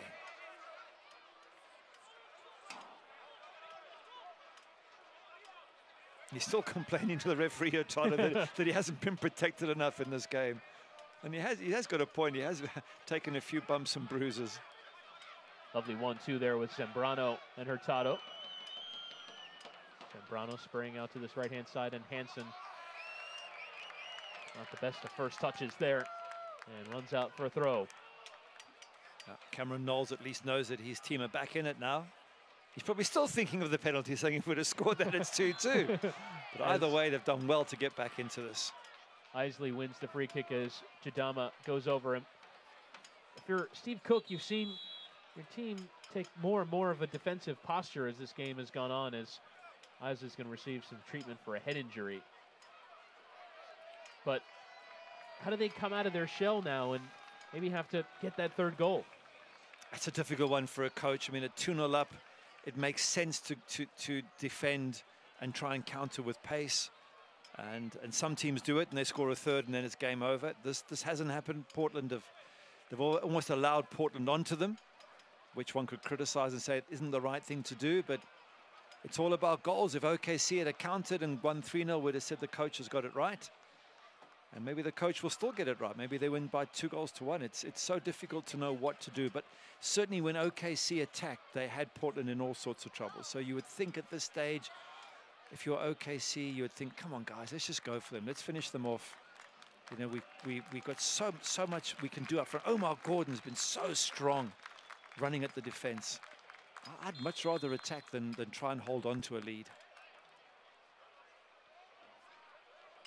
As Isley, it's okay to continue as the ball's played up towards Cato. Callum Ross trying to head towards Cato as well, as Fadfan does very well to get turned. One ball is dealt with there by Atiba Harris, and now Garcia and Williams. And they just booted away. Cato was offside. On there by Ibiaga. But here these teams settle the ball. Bustos doing very well to leave it for Garcia. Cato charging on his way. Low delivery in towards Isley. Might fall for Bustos. And Portland doing just about enough. That's better OKC, more positive in attack, causing problems. They're so good going forward, OKC, as we've seen by the number of goals they've scored, both these sides, that if they attack, it gives Portland Timbers all sorts of problems. As the tackle snapped in there from Garcia. And another talking to from Elton Garcia, our match day referee. Let's see, Rafael Garcia just plays on that edge a little bit. He certainly likes a challenge. Yeah, it's typical of a defensive midfielder, always snapping at your heels, trying to win the ball and give you problems. And now Christian Isley coming in off that left-hand side. Interchange with him and Bustos. Calls for man on. Cato jumping to take down towards that byline. Cato onto his left. The flicked on header from Gordon. Good idea, wasn't it? Good ball in, good flick on. You're not quite sure the players are behind you if you're Omar Gordon, so you're not quite sure where to flick it on. You flick it on into the space where you hope someone will be running onto the ball. Didn't turn out this time, but that's better from OKC. As you quite rightly pointed out, they'd sort of gone into a defensive shell for a while. Now they've come back out at 2-1, and perhaps they're feeling that rather than wait and counter, we want to take this match to Portland. We want to finish this off. We're at home. Let's believe in ourselves.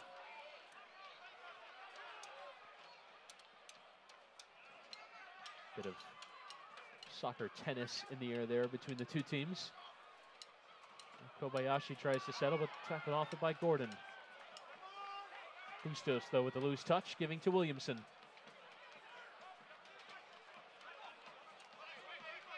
Hurtado. Zambrano. Garcia applying the pressure, but Portland doing well to play through it.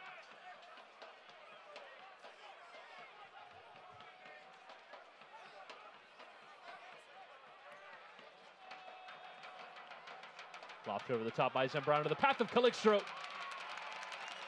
Lorendi had come off his line and handles well. That's good timing from the goalkeeper there. For a moment, I wasn't quite sure he was going to get there, but he does, gets his hands on the ball, just calms everything down. Good goalkeeping. 15 minutes left. You just want to get back in control of this game if you're OKC, and the goalkeeper helping out there. Quite a tug of the shirt there from D-Spit. It's a man on a yellow. Full hands worth of Isley shirt. Callum Ross. And again. They want to keep the ball in midfield. Oklahoma City Energy. Garcia gives away. Hurtado. Now the pressure coming through there from Ross, who was going to take him out one way or another. And a free kick for Portland Timbers, too. Just a penalty in this second half, but they've gotten back into the game here through Hurtado. It's now Williamson.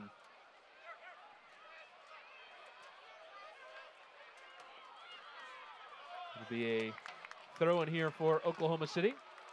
As we're being told that Nathan Smith is being prepared to come on for Harold Hansen. And there is confirmation of the change. Portland Timbers 2, number 42.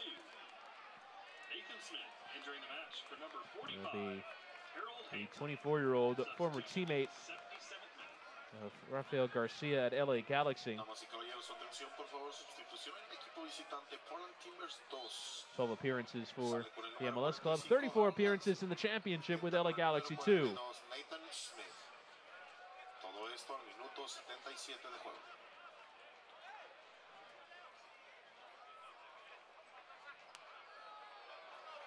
Fun putting it out of play. Well, we're coming to that crucial part of the match. Mind you, every part of a match is crucial, I guess, but right now it's one of those, if OKC score again, you would think they put it to bed. If Portland score, they're back on level terms. It's everything to play for in this last sort of 13 or so minutes. I mentioned earlier that it could be Eric Williamson who provided that inspiration for Portland. Should have mentioned in the goal that he was the one who provided the assist, now his 5th of the year from 5 games. Wow, that's impressive. And he is the key to this Portland side, you would think. But still a fantastic finish from Hurtado. Brave and strong and directed the defense, and not easy to get through 2 big defenders and beat the goalkeeper.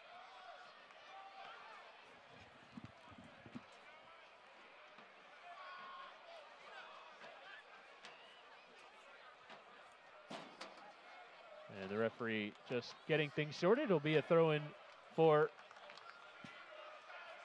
OKC. Mikael Williams launching in towards Isley. Just tries to flick into the path of Garcia. Really has full freedom to roam box to box. Kobayashi. A foul whistled against Bustos.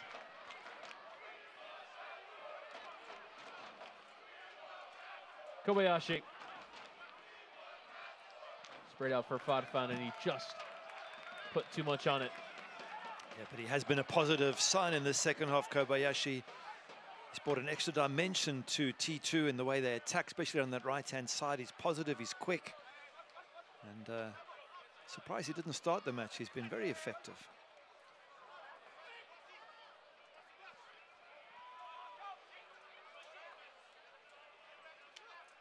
Hurtado. Now Williamson. Lovely back heel here for Zambrano. Between the lines here for Kobayashi. Will strike towards goal! And it's an equalizer! You mentioned the inspiration from Zach Kobayashi, and he's drawn this game level at 2. Brilliant strike, absolutely stunning from way, way out of that box at an angle, and he gets it past the keeper, Cody Lorendi. Fantastic strike. And amazing how well he's played in this second half. He's been sharp, he's been quick, he's been positive, but how confident do you have to be to shoot from that far out, and how good do you have to be to absolutely strike it perfectly? Let's have a look there, 22, 23 yards out. Cody Lorendi just watches it go past and says, what could I do about that? It was so much pace. And now then, OKC on the receiving end. What they did to Reno a fortnight ago. Back from 3-0 down to level at 3-3. Now 2-0 up. And it's 2-2 now Hurtado. Portland Timbers in the mood. Low cross in from Farfan. And Lorendi had to claim. It's amazing. At the end of the first half, we said, you know, this Portland team, they get 1, they can get 2. They're good enough. They just need to attack more. But you couldn't really see it because OKC have been so dominant. Then they miss a penalty and you go, wow, what a chance to get back in the game. But give T2 credit to get themselves back in the game, to score the goals they have. It's been absolutely brilliant. And they have some young talent in Portland at the moment. They've done this away from home against the side filled with experience. Absolutely. And what they've played 4 of their 5 games away from home, haven't they, T2? They have indeed. Taking 4 points. Result polls would be a 5th. Ross doing well to win. Now Omar Gordon. 2v2 in the attack here for Oklahoma City Energy. Omar Gordon going down, getting turned, and then eventually falling. Doing very well defending there was Adrian Despair. Now the question is, can Portland win it? Because they seem to have the momentum. Would you say they're the more likely? They seem to be. I don't know, OKC, the energy levels have dropped. I don't know if they're tired and they don't seem to be probing, whereas this young Portland side are running everywhere. Look at them. Green shirts up and down in all the positions. Ibiaga, dangerous flicks on the edge of his own penalty area, but actually Ross will play out here with Williams. On ball from Williams, and Nathan Smith winning in the air for Portland 2. Well, I tell you who is relieved by that second goal is Zambrano with his penalty miss. And he did play in the assist for that He Kobayashi did. goal. He absolutely did. Well done. Making amends. As the cross is delivered there by Nathan Smith and caught by Lorendi.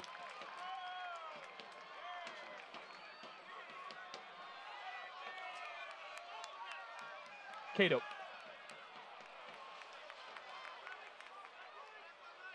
Losing out. A throw in here for Portland.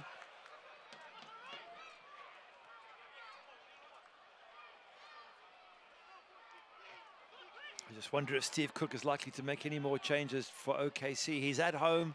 They were leading 2-0. He's going to be frustrated. And he might want to just bring somebody else on and say, you know what, let's just try and attack the last few minutes. Rather go for the win and 3 points than settle on the 1 point. So I wonder what the home manager is going to do in these last 8 minutes or so. Cut out there by Ross. Well, Oklahoma City need to get their numbers forward. And they have chances like this. Bustos. And Garcia. Cato. 2-1 against Farfan. Couple of step overs now towards that byline. The cross delivered, not nearly enough pace on it. Wonder if all the energy was in creating the space. He's done so well, Cato. Brilliant. He's made some space. I think the coach is maybe making a couple of decisions there and telling his staff, but Cato did so well, got wide and then fluffed the cross. But here he goes again. Towards Ibiaga, lovely flick into the path of Bustos. Just let it run, and Zambrano able to win the ball. Kobayashi. Zambrano. Tries to break the lines. Has the run of Calixtro on. Offside. Flagged for offside. Giovanni Calixtro, otherwise looked like he was in. Just wondering if you're a Portland fan, you're saying, you must be wondering, what happened, guys? First half, why couldn't you play like this first half? Because second half has been a totally different T2 side. Very impressive. Bustos. Cato. And off that right-hand side. Now Callum Ross. Christian Ibiaga.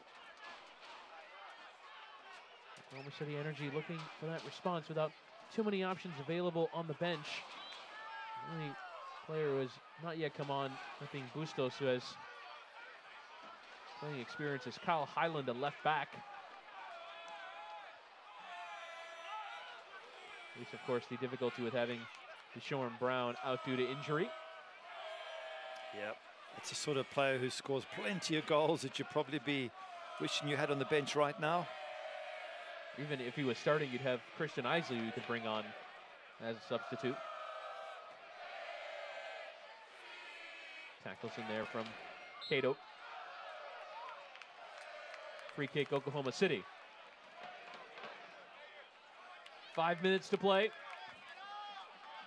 And after Oklahoma City dominated, particularly in the opening half hour, Portland Timbers too have found their way back to Hurtado and Kobayashi, scoring 10 minutes apart. You mentioned it as well, Gary, in the second half, missing a penalty.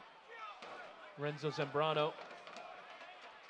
It shows the strength of the second half performance here from Portland too.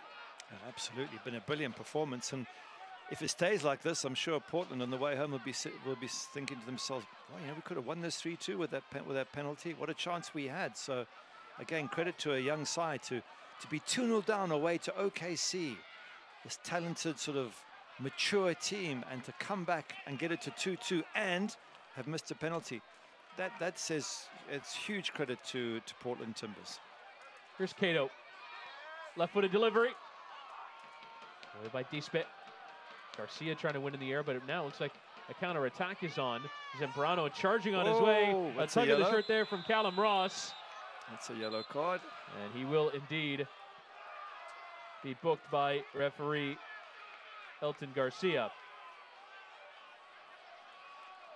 Cynical. Yep. But maybe the right thing to do. Well, some would say professional. And sometimes being professional is cynical. But yeah, right thing to do under those circumstances. It's a part of football I don't like. He just tripped him up there. It's unpleasant, but he'd been beaten for pace and they were in trouble, so he saved his team. Again, Timbers 2, it's getting stronger as the game goes on.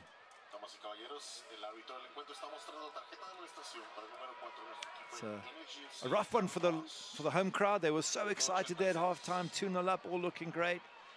Now they're busy exiting the stadium, and 2-2, just the 1 point at this stage. Williamson lofts into the penalty area.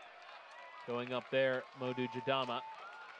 Instead, a goal kick for Cody Lorendi. Based off the way this second half has gone, Portland Timbers 2 might hope that their next match against Sacramento starts at full time.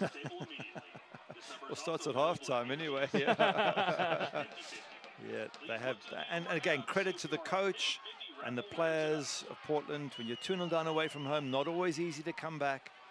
They really have done a great job, and if they do get this 1 point, it'll be well earned. And in some senses, OKC can be happy that they get 1 point, because with the penalty miss, it could have been 0 points.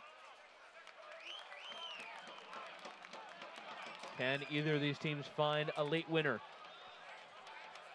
Oklahoma City finding a late equalizer in the 94th minute. A weekend ago against Reno.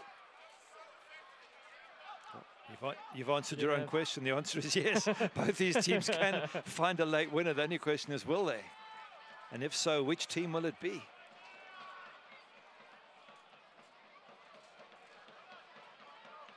Mikael Williams. Defont.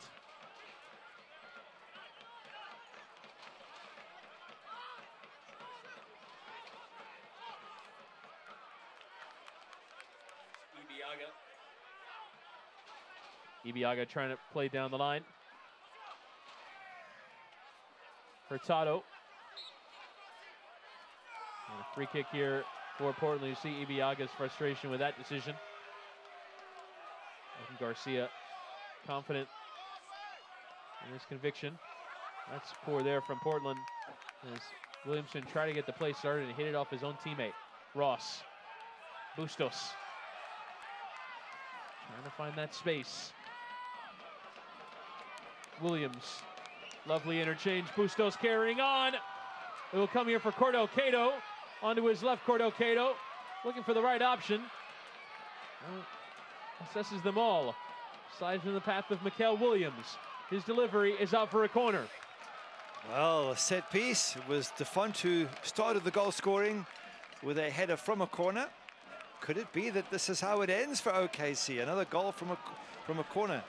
We've got enough big players, including Williams there, who can get on the end of any decent cross. There is Defont, the early goal scorer.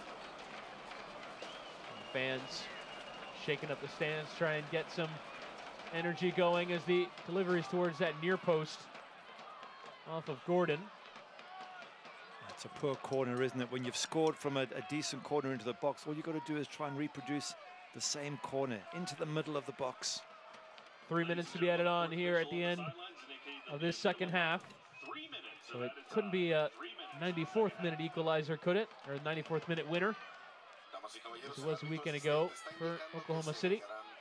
Gordon able to take down, now creating some space. Omar Gordon charging into Eric Williamson. And now the long ball sends Sierakowski on his way. Here's Ryan Sierakowski into the penalty area. Sierakowski! Oh! Could it be the winning goal for Portland Timbers 2? They've turned it all the way around. From 2-0 down, Portland Timbers 2 lead by 3-2 away from home. What an absolutely brilliant strike there from Sierakowski. Fantastic with the left foot. Home fans can't believe what's happened. We were just saying both these teams are capable of a winning goal in the final minute. It's Portland who seem to have come up trumps with it. Have a look at this again. It's a good run already, and then he drags it wide and finishes it past the keeper. That's a brilliant finish. Absolutely stunning here from Sierakowski and from T2. And it looks like they're going to go away with all 3 points. What a second half for the visitors.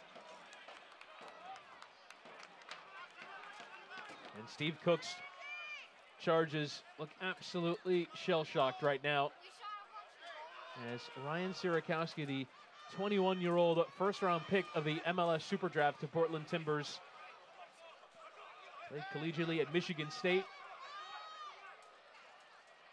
gets his first professional goal, and what a time to do so.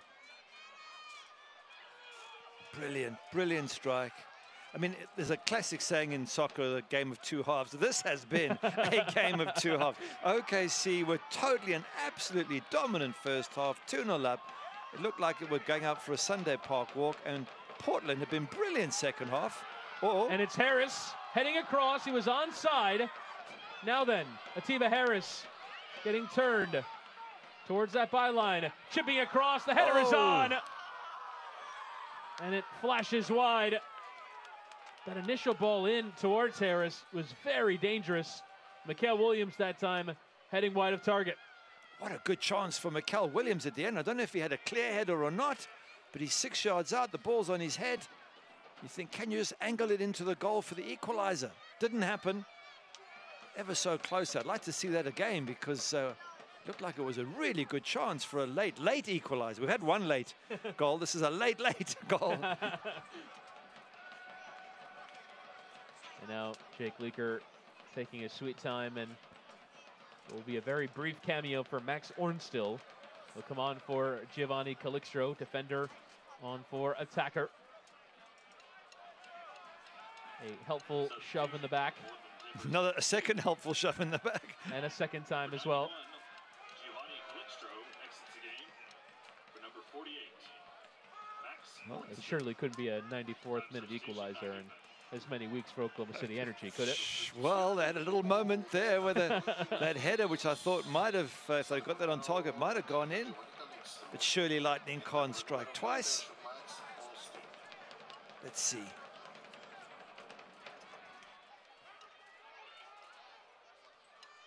Williams trying to win the header.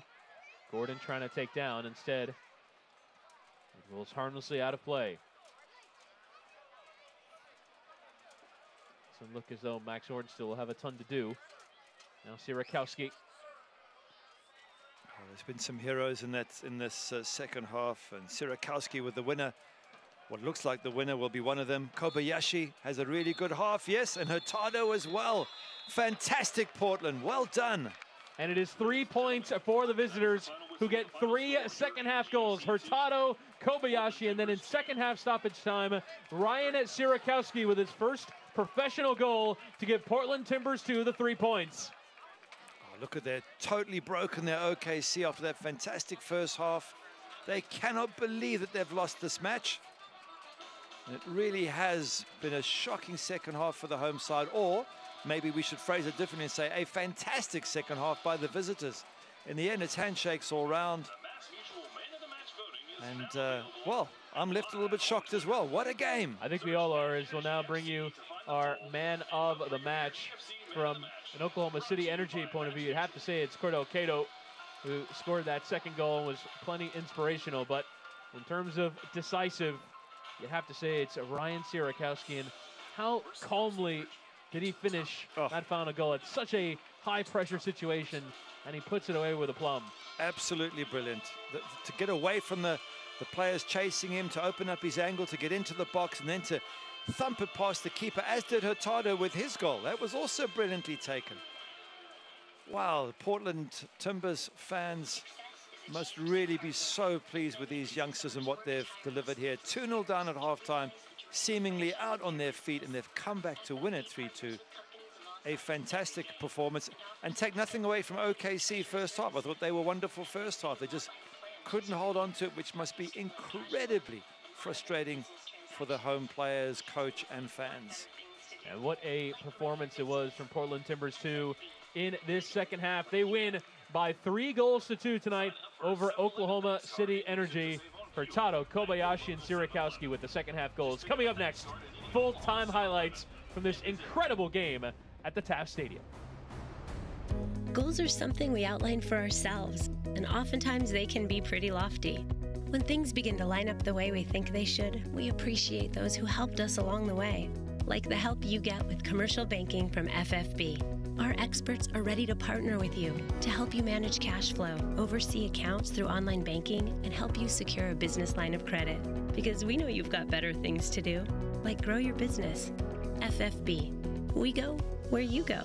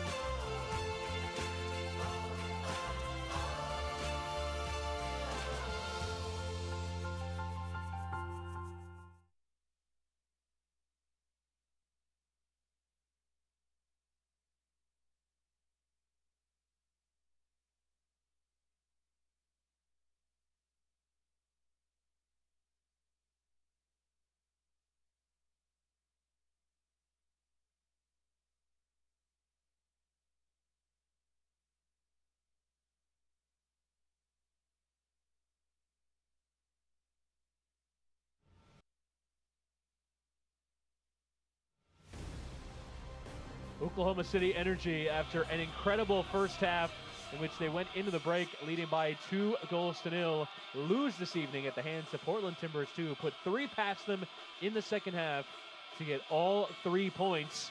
As we now bring you our full-time highlights, Chris Whittingham, Gary Bailey for commentary of this one. And what a first half it was for Oklahoma City Energy. First, the great chance to the feet of Omar Gordon, who flashes across the face of goal. Yeah, it's a good strike, isn't it? And Isley just misses out. But then shortly after that, a corner, Mike DeFong gets on the end of it. And this is about the 4th corner in a row they'd had. And he finishes it off, and you thought, okay, here we go. OKC at home are going to be a hard team to stop. And they would not be stopped here, as Christian Ibiaga on the end of a great long ball there from Garcia. And it's Cato who taps in. And this is a good finish. It's not easy, this stretching Cato. He's got to get it past the keeper. Good finish. But then second half, it all turned around, didn't it? Yes, ball played on the path here for a fun. First, a penalty. Won here by Portland Timbers 2. The shove in the back from Atiba Harris. But Zambrano skies it into the stand. And you're just wondering, had they lost the opportunity there, Portland, to get themselves back in the match? And the answer was no, because they kept on going. They kept on believing. They kept on playing good football there. And they get this chance here with Hurtado. Absolutely brilliant. He runs at the defense, gets in there.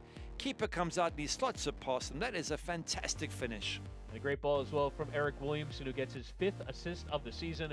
But it's Hurtado who gives Portland Timbers 2 the lifeline.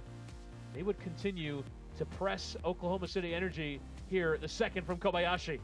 He made a difference when he came on, and perhaps he was a spark for Portland. What a good strike from the edge of the box. Didn't fancy him to get that in, and he did. And then Sierakowski, have a look on your left. Can I put it in the corner? Yes, I can. It's game, set, and match. Well taken by the McHenry, Illinois native, scoring his first professional goal in his 4th professional start and getting the victory. And it was 3 shots on target for Portland Timbers 2, the 3 goals, and that's enough to take all 3 points. Yeah, and bear in mind they had no shots on target first half, and you made the point that a 0 needs to change if they're going to get back in the match. They did, and they missed a penalty, so you've got to stay on the balance of play. T2 deserved winners. Without question, particularly on the balance of that second half performance. You have a missed penalty and 3 goals. You've done enough to win the game. And what a game it was between Oklahoma City Energy and Portland Timbers 2. That'll just about do it for us, for our terrific USL crew and my broadcast partner, Gary Bailey. Before we sign off, we should tell you, coming up next for these two sides, Portland Timbers 2 return home to take on Sacramento Republic. That is a 5 p.m. kickoff Pacific time for Oklahoma City Energy. 7:30 in the Valley, Rio Grande Valley in southern Texas is next time out for Oklahoma City Energy. April the 13th, 7:30 p.m. kickoff from the Rio Grande Valley.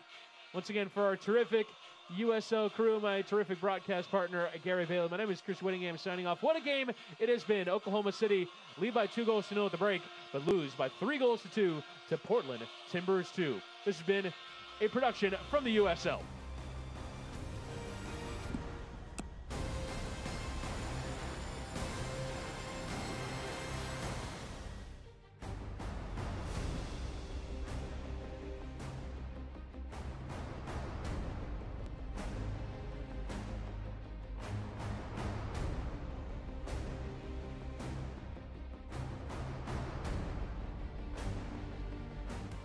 This copyrighted telecast of the United Soccer League Championship cannot be retransmitted, rebroadcast, or reproduced without the expressed written consent of the United Soccer League Championship.